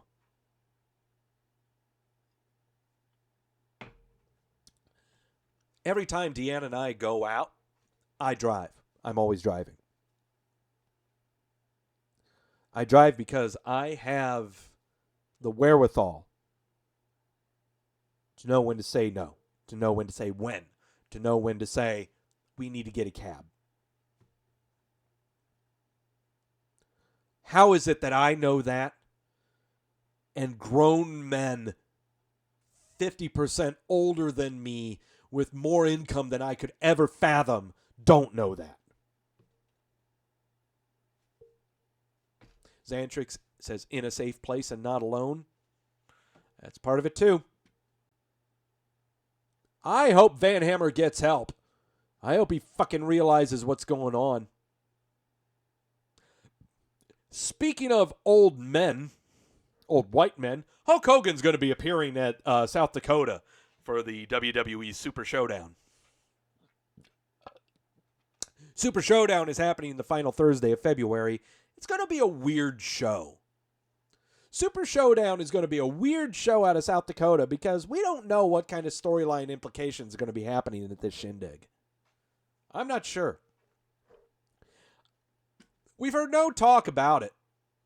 So I don't know what's going on here. What kind of thing are they going to sell the South Dakotans on to come to this show? What are they going to do now? What greatest, biggest, tournamentist, what are they going to do? What? What are they going to do? Will there be a women's match? How about we just do that? How about you showcase the women's match and it be the final thing of the show?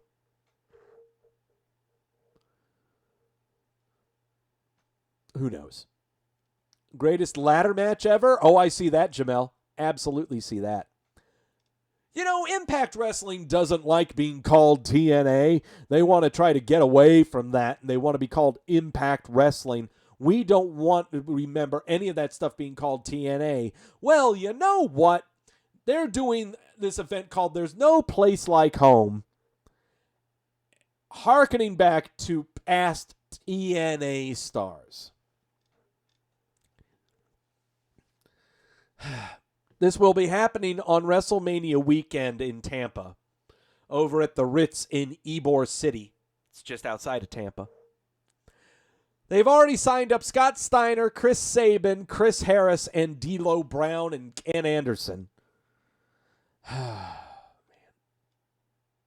TNA. Let's all laugh at TNA. 5 new signings coming to the NXT UK persuasion. They are someone who I can really tell differently from everyone else. I don't care about everyone else. Who's the chick with the pink hair? Here we go. 4 new acts coming to NXT UK. The tag team of Pretty Deadly. The names are Sam Stoker and Lewis Howley. They have taken on The Hunt and team of Williams and Jordan on NXT UK. Jamel, good thing you didn't have money on TNA going out of business. Yeah, I know. Biggest cage match. Okay, I see that. Candy Floss, 20 years old. Has plenty of experience in Europe and Japan. She is going to be, this is Candy Floss up here. That's her. Candy Floss, she's got a lollipop in her hand. Candy. Haha. This is creepy. Levi Muir, British powerlifting champion turned superstar. He has made appearances in Progress. And finally, Dani Luna from Camden. She has several years of in-ring experience with Progress. She has crossed paths with Rhea Ripley, Tony Storm, Nina Samuels, Piper Niven, and Mako Satomura is this chick. So, 4 new people. Jamel saying, a black guy in Europe? I know. Shock. Oh, yeah. So there you go. All of these new people. Kit in the chat room. Whee! Hi. This is not news on the injury front, but we thought we'd put it up here anyway. Finlay underwent shoulder surgery 3 days ago. Looks like everything's kosher. He had William Regal posting up updates with him. Fit Finlay, at least 75% of it, because I had to carry you, said William Regal. Best of wishes. I hope I had a hand in being in need of it. But the big news that I really wanted to talk about here is the WWE filing new trademarks. Andrew saying Candy Floss sounds like a stripper. Well, yeah, but not as weird young as Riho, says Jamel. Yes, I want to look back. Yeah, Candy Floss does look young, but for God's sakes, she is not the 10-year-old that Miho is on AEW. Yeah, I don't feel like I have to report myself to the police if I see Candy Floss wrestling. WWE reportedly filed some new trademarks, and one of them being is the name Victor, as in Victor and Connor from the Ascension.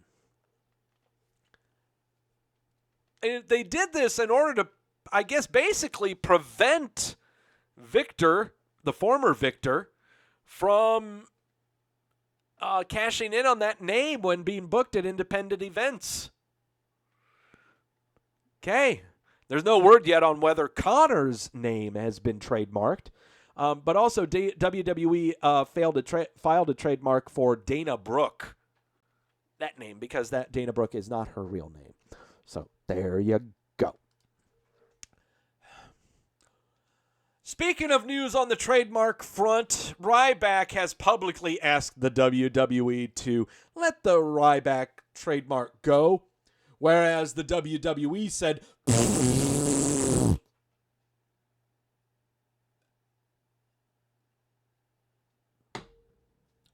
I'm not going to linger on this story any more than I really need to. Sheamus is going to be driving an honorary pace car at the 62nd running of the Daytona 500 on February the 16th. So 2 weeks from now, you're going to see this bright white man driving a vehicle where other white people are going to be watching other white people driving a car. I think I got that right. And finally, the Bell Twins.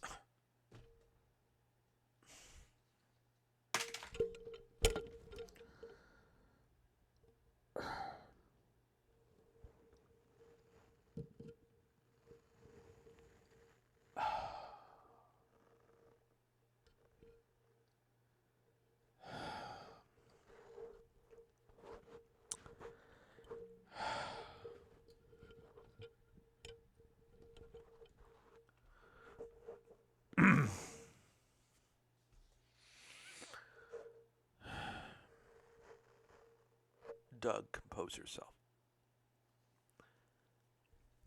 It's not like this guy's the brother of the owner of the website or anything. It's not like he has recapped SmackDown for over 3 years. It's not like he has a presence on the Twitter and Instagram and reads that on a daily basis. It's not like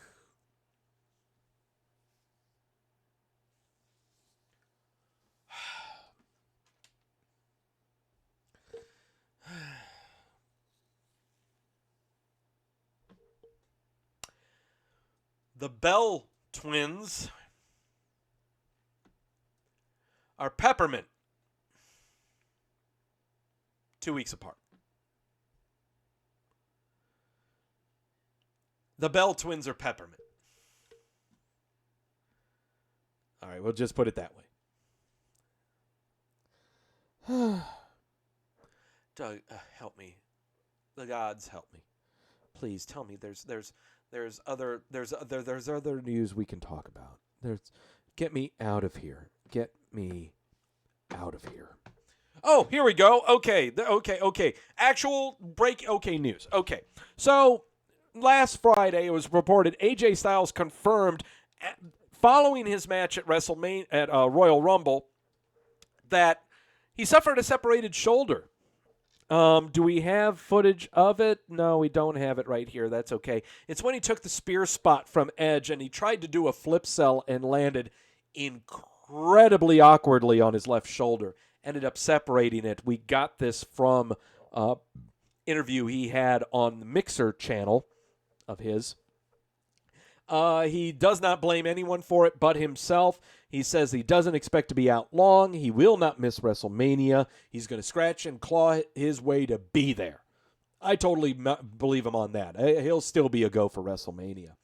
Also, everyone and their grandmother and their dog was going bonkers at WrestleMania after Shayna Baszler was announced as pick number 30 at the Women's Rumble. Where's Sasha Banks? I came to see Sasha Banks. Where's Sasha Banks? Oh, Banks. She was not cleared to be in the Royal Rumble because she suffered from a sprained ankle. P-Dub Insider is purporting that Banks is suffering from an ankle injury. That's the reason her match against Lacey Evans, which had been advertised twice on SmackDown, was pulled at the last minute.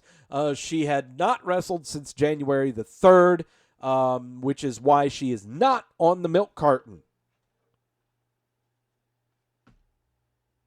Ebony, I don't care about Sasha unless she's laying down flatter than her chest. You're allowed to say that, Ebony, because you're a female and I'm not.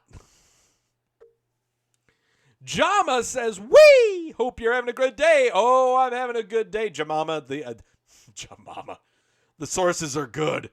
We'll go ahead and put it that way. Also, on the injury front, apart from there being a brand new Raw announce team of Jerry Lawler, Byron Saxton added, and Tom Phillips taking the place of Vic Joseph. First off, number one, you all discuss amongst yourselves right now, for the time being. Discuss amongst yourselves. I love this move. Mike and I were just talking about this on the Royal Rumble post show about the announce team of Lawler and Tom Phillips and how it was great chemistry. What do you guys think of this announce team now for Monday Night Raw? I think it's a great idea. You guys talk about yourselves amongst yourselves. I have got to relieve myself of some sources real quick. While you're doing that, enjoy this shot of Bobby the Brain Heenan doing what I'm doing. I'll be right back.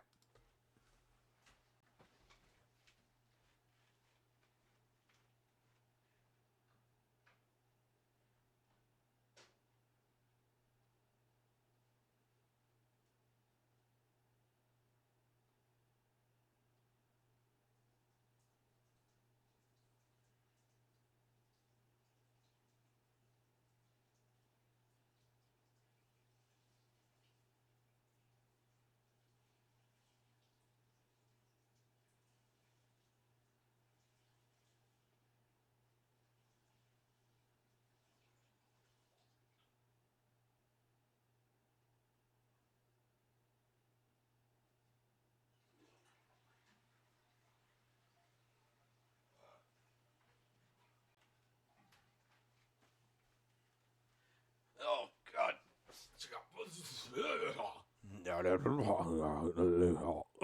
I'm back.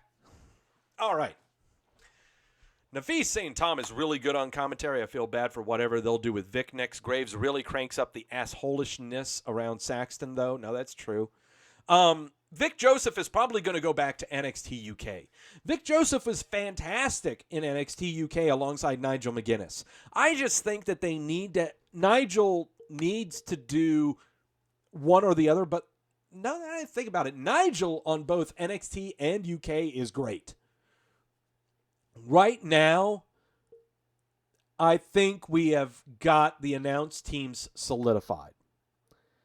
I think Monday Night Raw with this is going to be absolutely fantastic. It's going to be so entertaining. I know we loved Corey Graves going off of Byron Saxton, but to hear Lawler go off of Saxton, it's going to be even better. I really think so.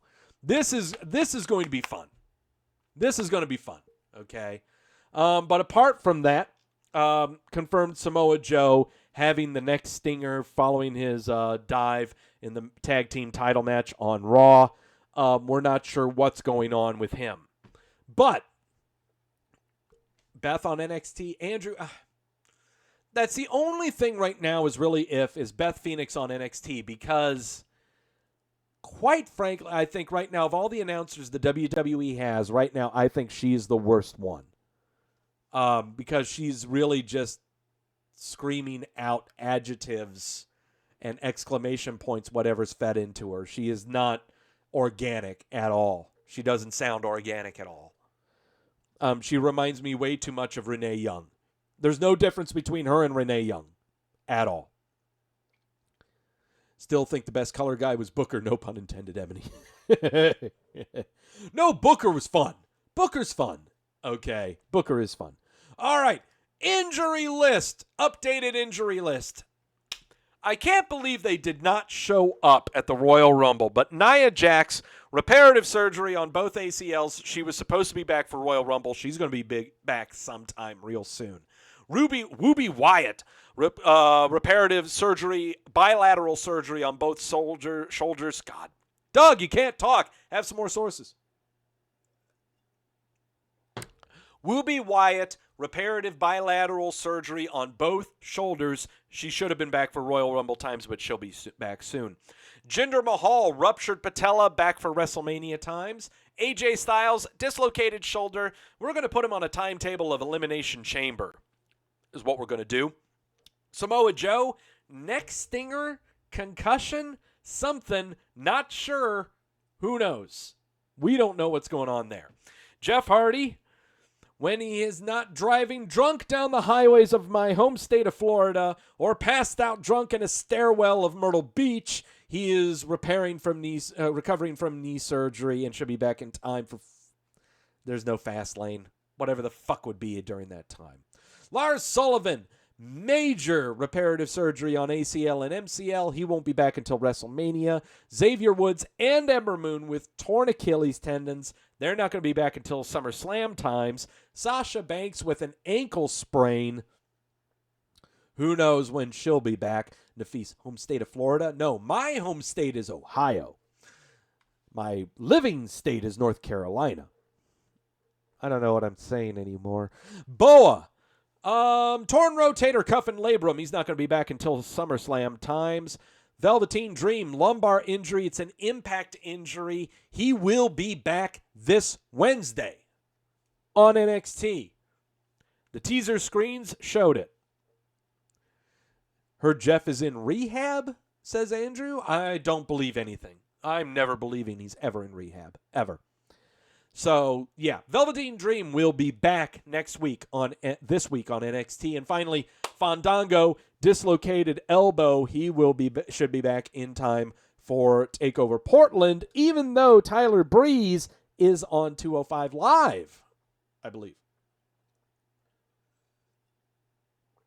Those are the people that are hurt. What about the people who aren't hurt? What about the people who are perfectly healthy?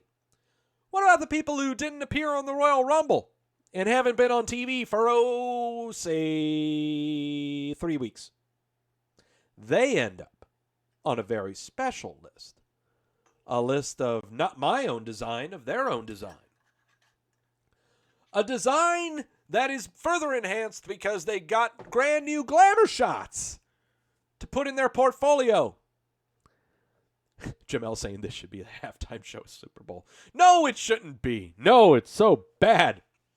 Bring the light carton, to quote Otis. Oh, yeah. Oh, Gills, there you go.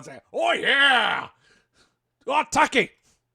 Oh, Tucky. I got a date, Tucky. Oh, brace yourselves. It's the WWE milk carton. I'm so much lighter on my feet, even though I walked at this tempo last week. Oh my God, but it hurts. All right, here we go. Bring on the list. Let's start it off with critters that have first names and last names that have 2 syllables in each of them. Cameron Grimes, haven't seen him since the January 8th episode of NXT, where he took part in a fatal 4-way match to determine the number 1 contender for the NXT North American title. Keith Lee would end up winning that, and that's what happened. The Forgotten Sons. Have not seen them since that same episode of NXT where they were taking part in the Dusty Rhodes Classic Tag Team Classic in the first round where they faced Imperium. These guys, I really like these guys, but man, I'm starting to lose faith. I'm starting to lose faith here. I don't know. Akira Tozawa, we have not seen him since he took the job to AJ Styles on January the 6th on Raw, where AJ Styles was poking fun at Randy Orton and doing his moves. So, Gil's saying, at least I didn't forget them. Andrew's saying, but they have been forgotten. Well, I'll never forget them. They'll never be forgotten. And Akira Tozawa shouldn't be forgotten either. Big Show, not hurt, officially on the milk carton. Haven't seen him since that fist fight on January the 6th. 6-man thing. Everyone's asking there should be a milk carton theme, but Gil's saying no, the milk carton voice is the best. Oh, well, thank you. Always for the contest, it's all about equality. Has Sasha gotten chucked into the 5th row with her best? Big Show. Haven't seen him since the fist fight. Missing since the fisting. Ew! Drew Gulak. Haven't seen him since the January the 3rd episode. Really? Where are you, Drew? Wait a minute. Yeah. No, we haven't seen him since he took the job to Otis when Otis was showing off for Mandy Rose. Cedric Alexander. Haven't seen him since the December 30th of last year's episode of Monday Night Raw where he was chasing after the 24/7 title alongside Eric Young. Also on that episode, Kurt Hawkins and Zack Ryder did the job in handicap style against Drew McIntyre. Mustafa Ali. If he's not teasing his return on a December 27th episode of SmackDown over a month ago, saying inspirational shit, he's not doing shit otherwise because he ain't been on TV since.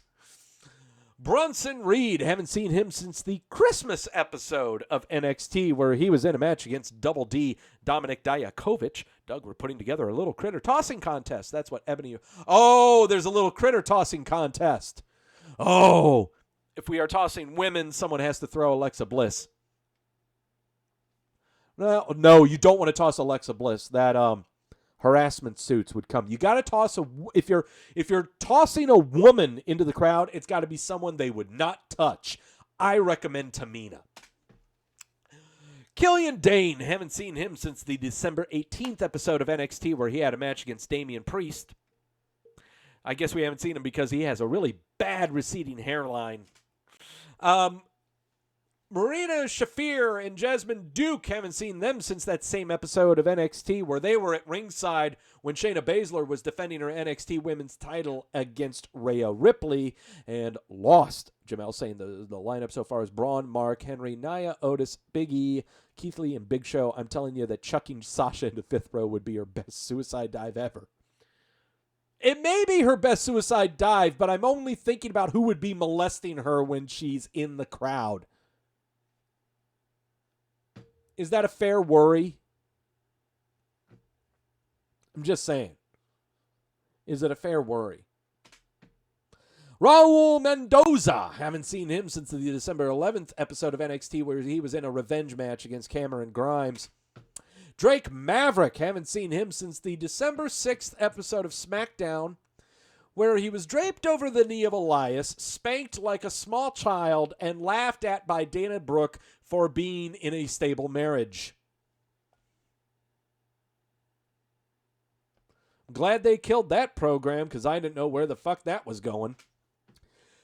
Kalisto. Have not seen him since that same episode of SmackDown where he was involved with the Lucha House Party in the fatal 4-way elimination tag team match to determine the number 1 contenders for the SmackDown tag team titles. Lindsay and Gran were in that match last Friday. Kalisto was nowhere to be found, and he is sucking it in this photo. Jamel saying Walter has to toss Drake into the crowd. Oh, I want Braun tossing Drake into the front. If there's any tossing being done, it's being done by Braun. He is the tallest. He's the strongest. He's the tallest is the big one. Titus O'Neil, I don't care when's the last time he did anything. It doesn't matter what the last thing was that Titus O'Neil, he's running for president. Titus O'Neil is running for president. When he is not making sure that all the children of Tampa Bay, Florida are literate and educated, when he's not making sure that every family has a home to live in, this man needs to run for president. Period. If not, he needs to run for a governorship in Florida. He needs to run for public office in Florida. Period.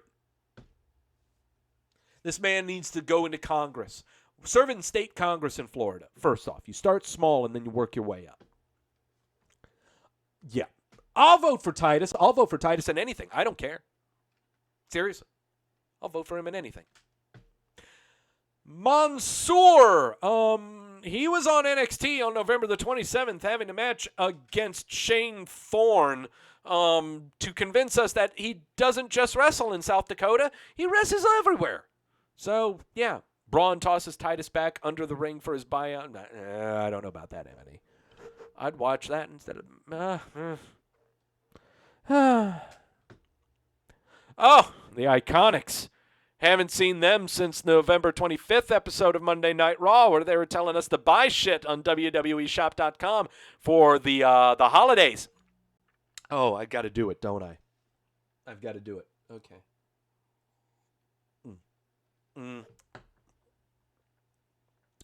The best way to clear your throat is not really necessarily gargling, but it's whenever you're about to swallow, putting your head upward so that all the liquids go down your throat, through your esophagus, and clean it all out.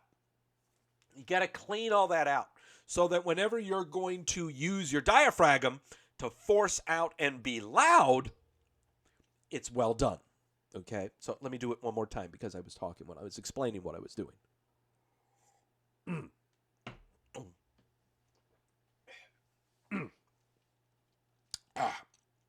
Hey, Kayla! You call that journalism, eh? Eh? You gotta be joking me! That's not as good. I've done better. It doesn't hurt as much after you do the clean out. I've done better. I would love to talk like that with Billy Kay. That'd be fun. Jamel, Andre tossing Rey Mysterio would have been fantastic. What? I love this discussion you guys are having of tossing people into the crowd. I just hope that, I just hope you're thinking about everyone's well-being after said fall. Okay, that's all.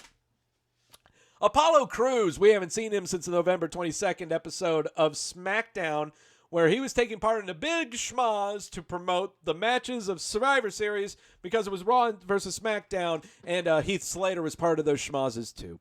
Jamel saying, everyone going, wee! Nia chucked someone and had both Iconics run away in horror. I know what I called him last week, but I'm making sure I pronounce it right this time. Kona Reeves. I know I accidentally said Keona Reeves. Kona Reeves, we have not seen him since the November 20th episode of NXT, where he was supposed to have a match against Matt Riddle, but that asshole Ricochet blasted him from behind, and that was leading into Survivor Series. So, yeah. We know now why Kona Reeves is called Kona Reeves, right? Right. The B Team, haven't seen them since November 15th episode of SmackDown, where they were in the ring with Drew Gulak making fun of Braun Strowman. Don't know what's going on here. Aaliyah, haven't seen her since November 13th episode of NXT, where she was kicked in the face by Xia Li and put ketchup on her nose to make it look like she had a broken nose. Oney Lorcan and Danny Birch, have not seen them since the October 16th episode of NXT, where they faced off against Fabian Eichner and Marcel Bartel in a random tag team match on NXT there. They have been in NXT UK, so they are not leaving this list until I see them on mainstream programming of some kind. Arturo Ruiz. We have not seen him since the debut of NXT on the USA Network on September the 18th of last year. He was in a match against Pete Dunne, so that we all knew that Pete Dunne was a thing. I have no idea. Your guess is as good as mine. I don't know. I don't know where this guy is. He got a brand new glamour shot. Denies that the suspension that he's taken from the wellness policy had anything to do with a substance of any kind, and I truly believe him. But Primo Cologne has not been on TV since March the 26th of last year, when he joined up with Sanity to be part of a security front to keep Shane McMahon and The Miz apart before their match at the WrestleMania last year. You just wait. We're counting down the weeks right now. That's right, Jamel. Look at it. March the 26th. Look at it. 6-7 weeks? What are we, 6-7 weeks away from having the Colognes owning the milk carton? I will never take them off. Even if they appear on TV right now, Primo needs to go a full year. This will be known as the Primo milk carton. The Cologne milk carton. Ebony's saying he's going to make appearance before the year. Oh, I'm sure. I'm sure they will. I'm anticipating them to show up on NXT, is what I'm anticipating. The Colognes will show up on NXT. They're not going to be on Raw or SmackDown. And finally, Epico Cologne. We have not seen him since Survivor Series of 2018. So, it's going to happen one day out? Yeah, I totally believe that too. So, the Shining Stars milk carton, says Jamel. I totally agree. Totally agree. Yes, the Cologne milk. I don't like the... Because I will mispronounce it and call it the colon milk carton. I don't want to call it... With how I mispronounce things, 2 hours into a show, after having 11 ABV and a shot of tequila, you know I'm going to call it the colon milk carton. What are you going to do? All right. Excuse me here for a second before we get into the major part of the show. I've got to do an adjustment on my cam here real quick. There we go. Got to put this to normal settings. There we go. There we go. We're all good because I'm not going to be staring that direction because you guys need to read what's going to be on my whiteboard. It is now time for the pay-per-view hangover, Royal Rumble style. We are on the road to WrestleMania. Is it paved? I don't know, but I'm breaking out the steamroller. It's time for the hangover.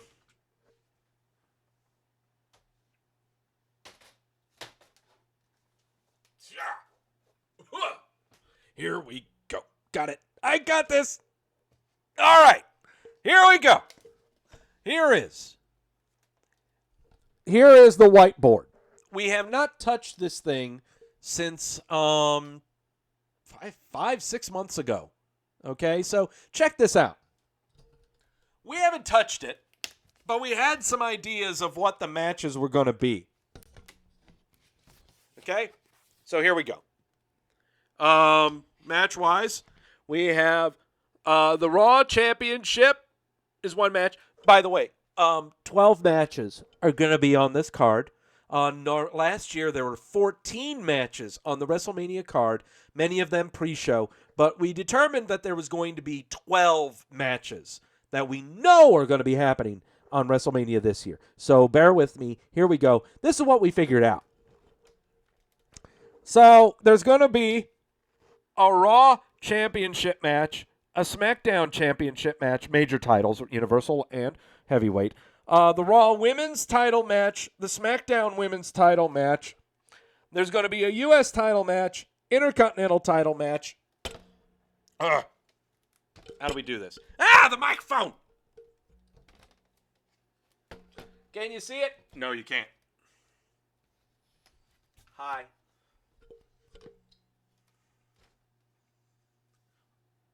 Women's tag title match. There will be a tag title, and then there's going to be another tag title match of some kind. This is weird. 3 grudge matches. And finally, you see this dream thing right there? That's right there. The dream thing? The dream thing is what I'm calling an attraction match. It's kind of what Triple H Batista was last year. Are you with me on that? Okay. So, three grudge matches, a weird-ass dream match, and lots of other title matches that are happening everywhere. You with me? Okay. All right. The microphone. Not the microphone. Adjust the microphone. The microphone! There's the microphone. I got your microphone. There you go. Okay. Now, so, that's what we figured out. We're just title matches. That's all it really was. We first had to try to figure out how many matches there were going to be and what's going to be happening. Okay, so a lot of these are really already set in stone. And I got to break out this thing. I got to break this out. Don't fall apart on me. Set my sources to the side. Set the sources to the side. And we got the markers. We're going to write things on this. So, all right. Let's do this. First off, there's one match. I'm tapping out, Doug. Enjoy your whiteboard. See you later. Thank you, Lewis. Whee! All right. I was going to predict half the damn show be NXT stuff, says Ebony. No, there's no NXT stuff, but I got some ideas. So, I need a bigger booth. I need a lot of bigger space. So, all right. So we know one match is set in stone. Drew Bork. We know it's Drew versus Bork. Okay? Whether that's going to be booked as the final match, and we can't say that. Hell, Rollins-Lesnar was the first match last year. So, where's my thing? There's my thing. I've got the thing. So we know it's going to be, I'm writing all this down. So it's going to be Drew and Bork. Drew Bork for the Raw title. Damn, Doug, you're smart. Well, I know. I watch TV. What can I say? All right. So, Drew and Bork. Time to do some fantasy booking based off of the stuff. Okay. So you guys have checked out what my board looks like. I'm going to go and change the webcam over now because I prefer it being mirrored. So there we go. There, that looks a little better. Okay. So, all right. Let's do this. Let's start booking WrestleMania, and I'm really looking at just the title matches. I'm talking about the Raw title, SmackDown title, U.S. Intercontinental, the 2 women's titles, and the women's tag team titles. That's what we're going to be booking here.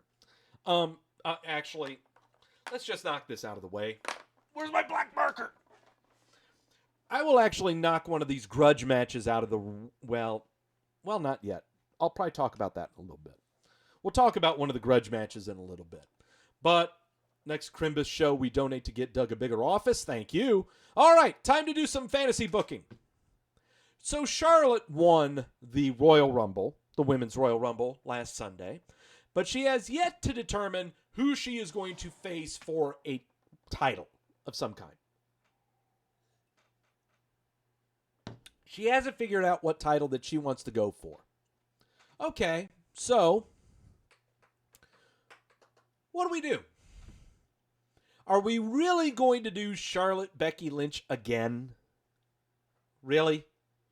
Are we really going to have Charlotte against Becky Lynch again? After all of the matches that they've had for the past 12 to 15 months, are we really going to have this again? No. No, we're not. We're having her go against Bayley. But, hear me out here. There are a lot of buts and a lot of ifs on this. First off, will she announce this while Bayley is champion in SmackDown? Is Charlotte going to announce that she is facing Bayley for that title? No. No. That is not going to happen.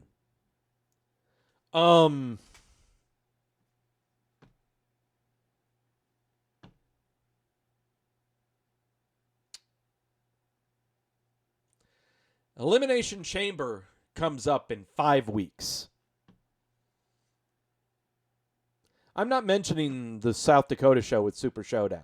I'm only going to talk about Elimination Chamber here because we know this kind of stuff ain't going to happen in South Dakota. Elimination Chamber, there is going to be a SmackDown women's title match in the Elimination Chamber.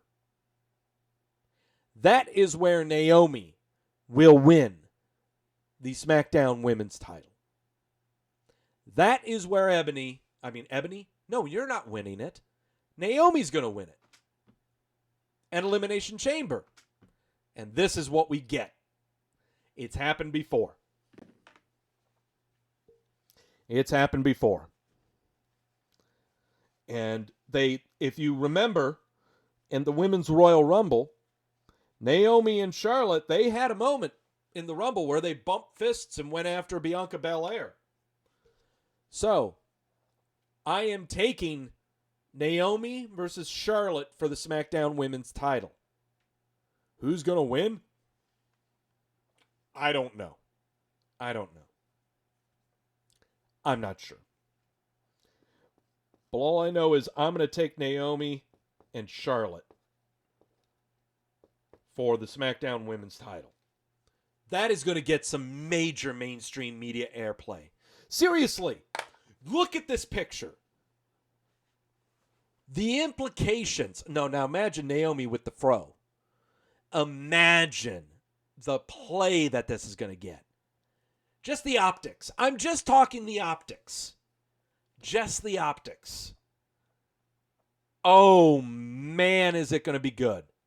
This is going to be great. Okay. Big froed black girl with loud colors against the conservative, stuck-up white girl. Oh, it's so good. It is so, so good. I would so put this as the main event. I would put this as the main event, but I can't. I just can't. It's so good. Books itself, writes itself. All right, Doug, don't get too high. What are we doing with this Joker?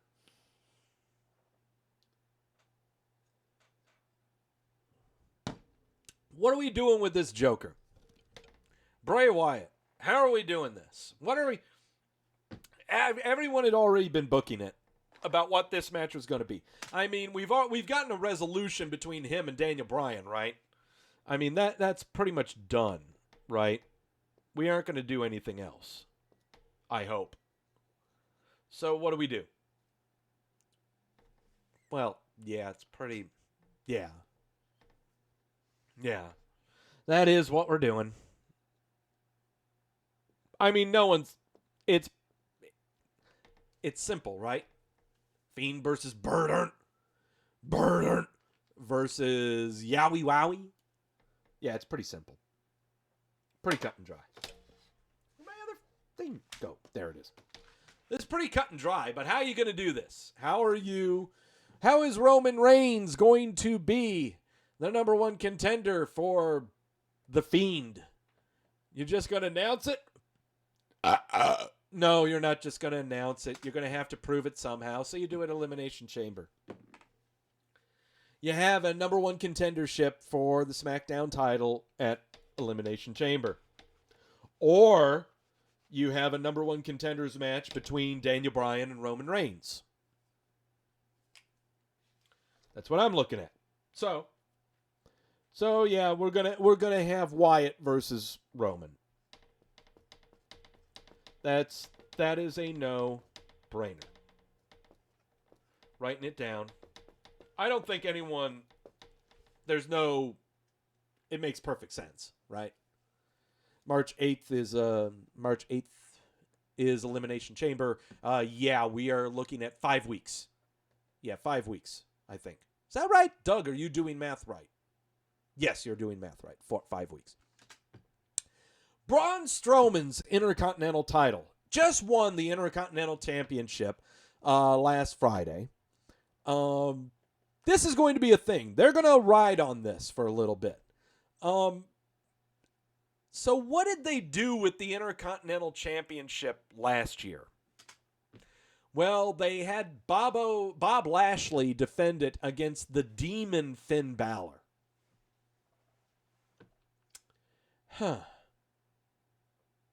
Now look, there are two different routes that we can go with here. There's the cynical route and there's the hopeful route. Okay? Normally, when it comes to the second tier championships, I like going with the cynical multi-man clusterfuck route. And so it's pretty cut and dry on what it's going to be if you take that route going off of SmackDown. It's going to be a fatal four-way. Fatal four-way for the Intercontinental title. Cesaro, Nakamura, Elias, all going against Braun Strowman. The problem with this match is you can have this on any episode of SmackDown. You could have this match, and okay, Emily's saying you say a handicap match, price Cesaro and Nakamura versus Strowman. Absolutely. I was thinking of that too. I was thinking 3-on-1 and throwing Sami Zayn in there. But that sounds more made for TV. Sami instead of Elias? Okay, I got you. 3-on-1 handicap. I got you. I was thinking of that too, but the problem is that's made for TV. It's made for TV. This is the cynical route that you can go for the Intercontinental Championship match at WrestleMania. The problem is this is 9 weeks away. We are 9 weeks away from WrestleMania. If I am going to have an Intercontinental title match at WrestleMania and it actually means something, I know who I'm going to put in this match for it to mean something.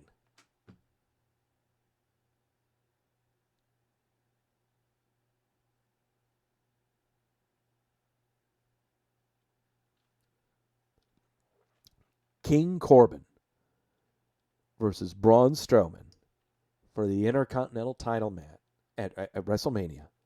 And Corbin wins. Oh my God.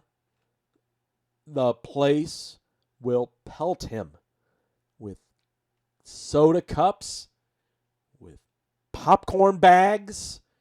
This is what I'm looking for. This is what I'm hopeful for. Okay, once again, if you're cynical and you want to fall back on the tried and true, this is the match you would imagine, right? But the problem is, this is meant to be for an episode of SmackDown. This is meant for Elimination Chamber.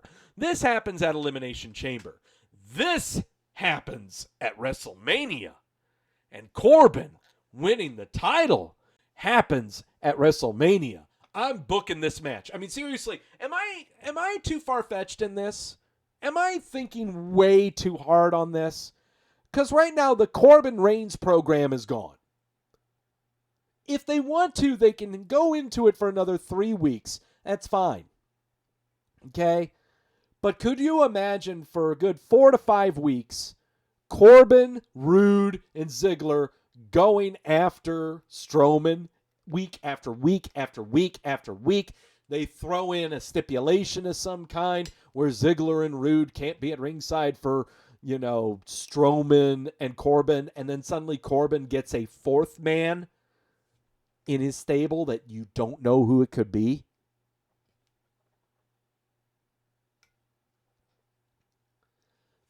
I am booking Corbin Strowman. Corbin Strowman. Because it's a match we really haven't seen. I think they've gone against each other once.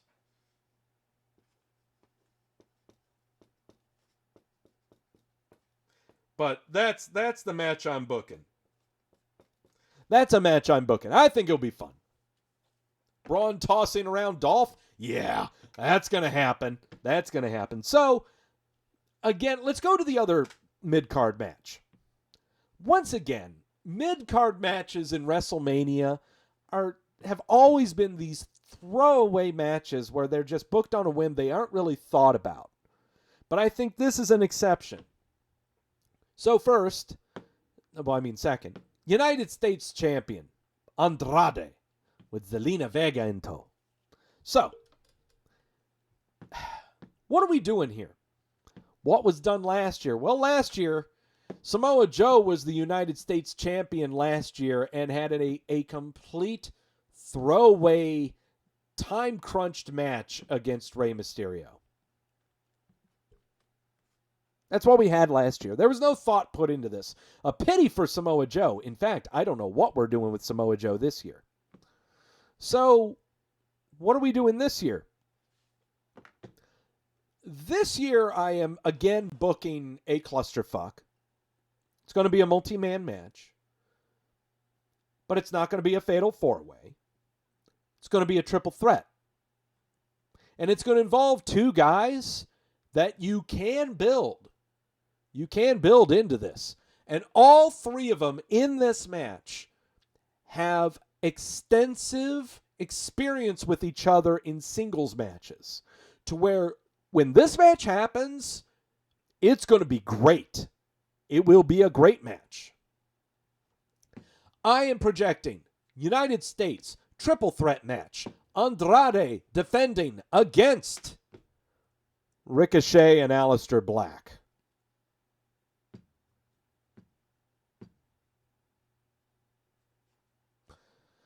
Aleister Black is headhunting now.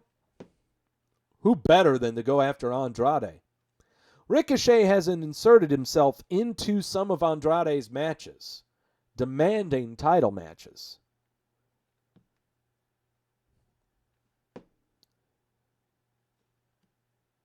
Take out Black and put Murphy in, you'd be in, says Jamel. Well, he's right now tag champ. I can't really do that right now.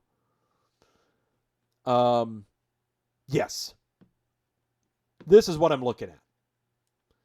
I can't think of a singles match going for the U.S. title unless it be Andrade against one of these two guys. Whoever is left in the dark from the U.S. title match would end up being in a grudge match. I can't see Ricochet or Aleister Black being in a grudge match right now. Neither one of them have programs going on right now. So that's why I'm looking at a triple threat. That's just what I'm seeing right now. It's no knock against anyone. It's just what we're forced to watch right now. Remember their NXT program, Black and Andrade? Oh, I remember it. That was a good one. Ricochet and Andrade have had a program. All three of them, singles-wise, have had programs. So this is going to be a fun one. Doing Andrade, I hope we'll be able to see my marker. Andrade, Black, and I'm just doing Rick on there. You'll know who I'm talking about. All right. So,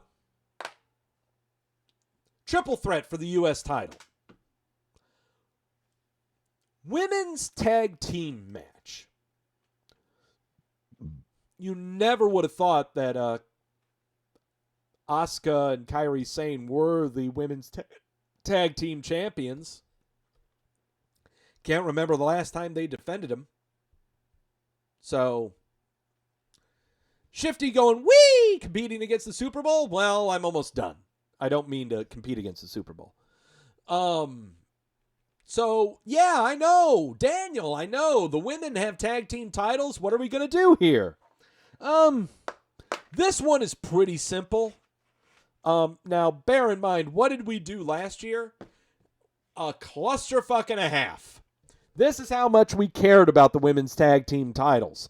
This was only the second time we had them defended on a pay-per-view where, clusterfuck and a half.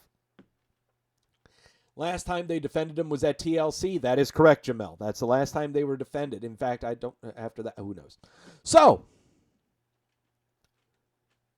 what are we doing here with the women's tag team titles of Kairi Sane and Asuka? Remember how I booked the SmackDown women's title and how that was going to happen? You know, there's a way that we can book it, and there's a way it could happen. I'm not looking at a clusterfuck. I'm looking at it being one-on-one, team against team. I see it being Asuka and Kairi Sane versus Bayley and Sasha Banks. Sasha Banks right now is on injury leave with a sprained ankle. Don't know when she's going to be back. And right now, that's planned. That's planned right now. Asuka and Kairi Sane are too busy right now doing stuff with Charlotte Flair and Becky Lynch. So, Doug, how are you booking this? Well, the way that I'm booking this is I'm going to book it to where, let's say Kairi Sane has a match against Becky Lynch for the Raw Women's title at some point. Who knows? Just out of the at somewhere, at some point. We've got 9 weeks to build to WrestleMania. They aren't appearing in South Dakota for Super Showdown and Elimination Chamber. They aren't really may do something. Becky Lynch is going to defend her title against Kairi Sane. And out of nowhere, Sasha Banks interferes, completely attacks Asuka from nowhere, and Bayley bum rushes in and takes out Kairi Sane. Daniel, don't make us suffer. Machoon is not agreeing with me. Gil's saying Sasha and Bayley, you got to be joking me. This is the hopeful one, okay? The cynical part of me says clusterfuck. You can do a clusterfuck. Andrew saying this is my bathroom break match. Yeah, it can be. But right now, this is what I'm going to do. This is the match I'm putting in. Everyone was bitching. Remember after WrestleMania last year? And all the frickin' rumors about all of them crying on the floor when they lost the titles? And Sasha went on that hiatus to Honduras to find herself? Remember? Why wouldn't they give them this match? And why wouldn't they play on that? That's why I'm doing this. To give everyone the feels of what they had last year. That's why I'm doing this. I'm a masochist. What can I say? I'm a sadist. That's what I'm booking. The only payoff is Sasha turning on Bayley or Bayley Sasha turning on Sasha. Either one. But that's what I'm doing. I'm doing Kabuki. I can't believe I don't really do that, but it's the shortest thing I can write in. Versus Bayley and Banks. All right. So there we go. Got the women's tag match out of the way. Sasha is not that fast thinking to pull that off. Oh, I know, Ebony. I know. But finally.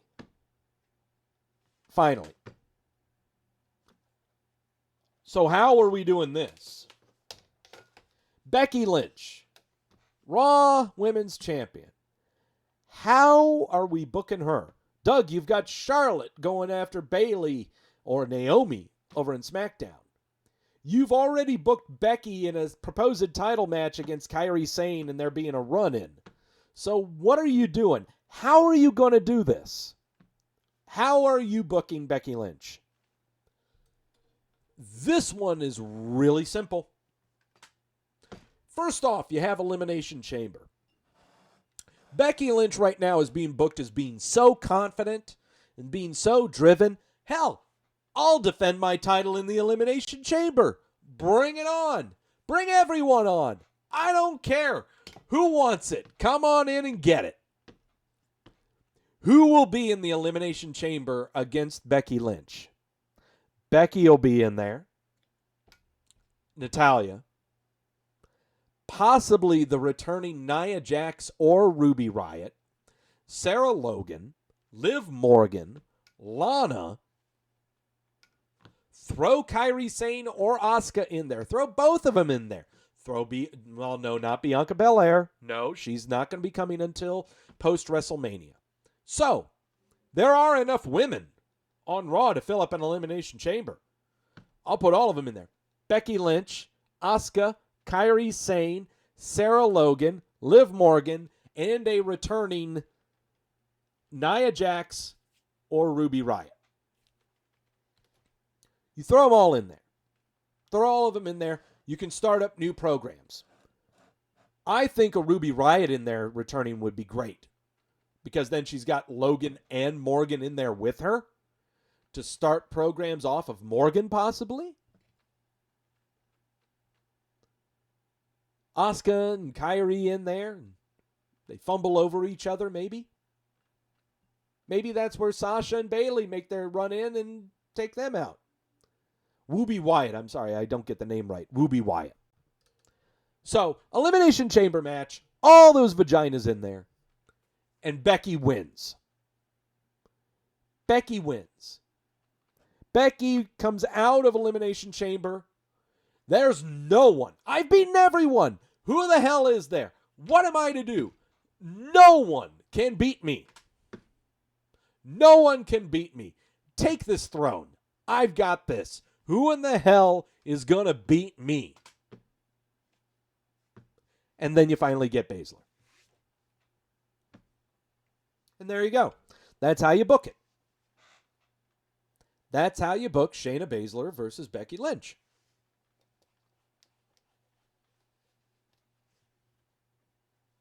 Right? That's how you do it, right? I don't know. I'm confident. Makes sense to me.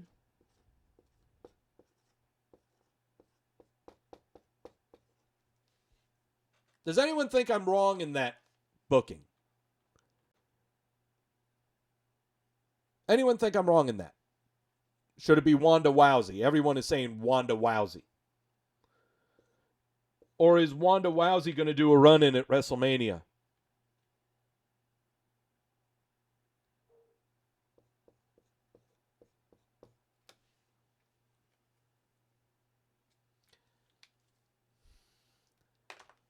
I smell a Ronda run-in more than anything else.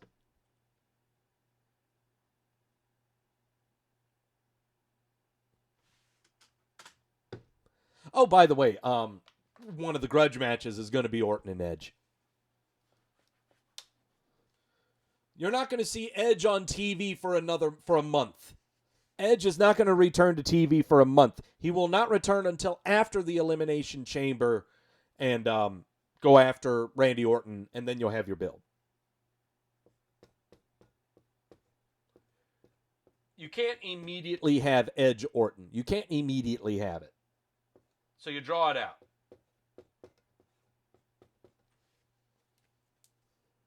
So there you go. That is my booking for the stuff. I've got to adjust the webcam so you can see what the hell I wrote down because my handwriting is atrocious. There we go. Just reversing it. Going to go to the bigger screen so you can see what I did. All right. There we go. All right. Here we go. So we got Drew Bork. We know that's a given. We're doing Wyatt and Burt. Yeah, we're doing that. We know that. Shayna Baszler versus Becky Lynch. We've already booked that sucker. We're doing Naomi and Charlotte for the SmackDown Women's title. We're going to do a triple threat clusterfuck of Andrade, Ricochet, and Aleister Black, that Hot Topic guy. We're going to do Karen Bourbon versus Braun Strowman for the Intercontinental title. Yeah.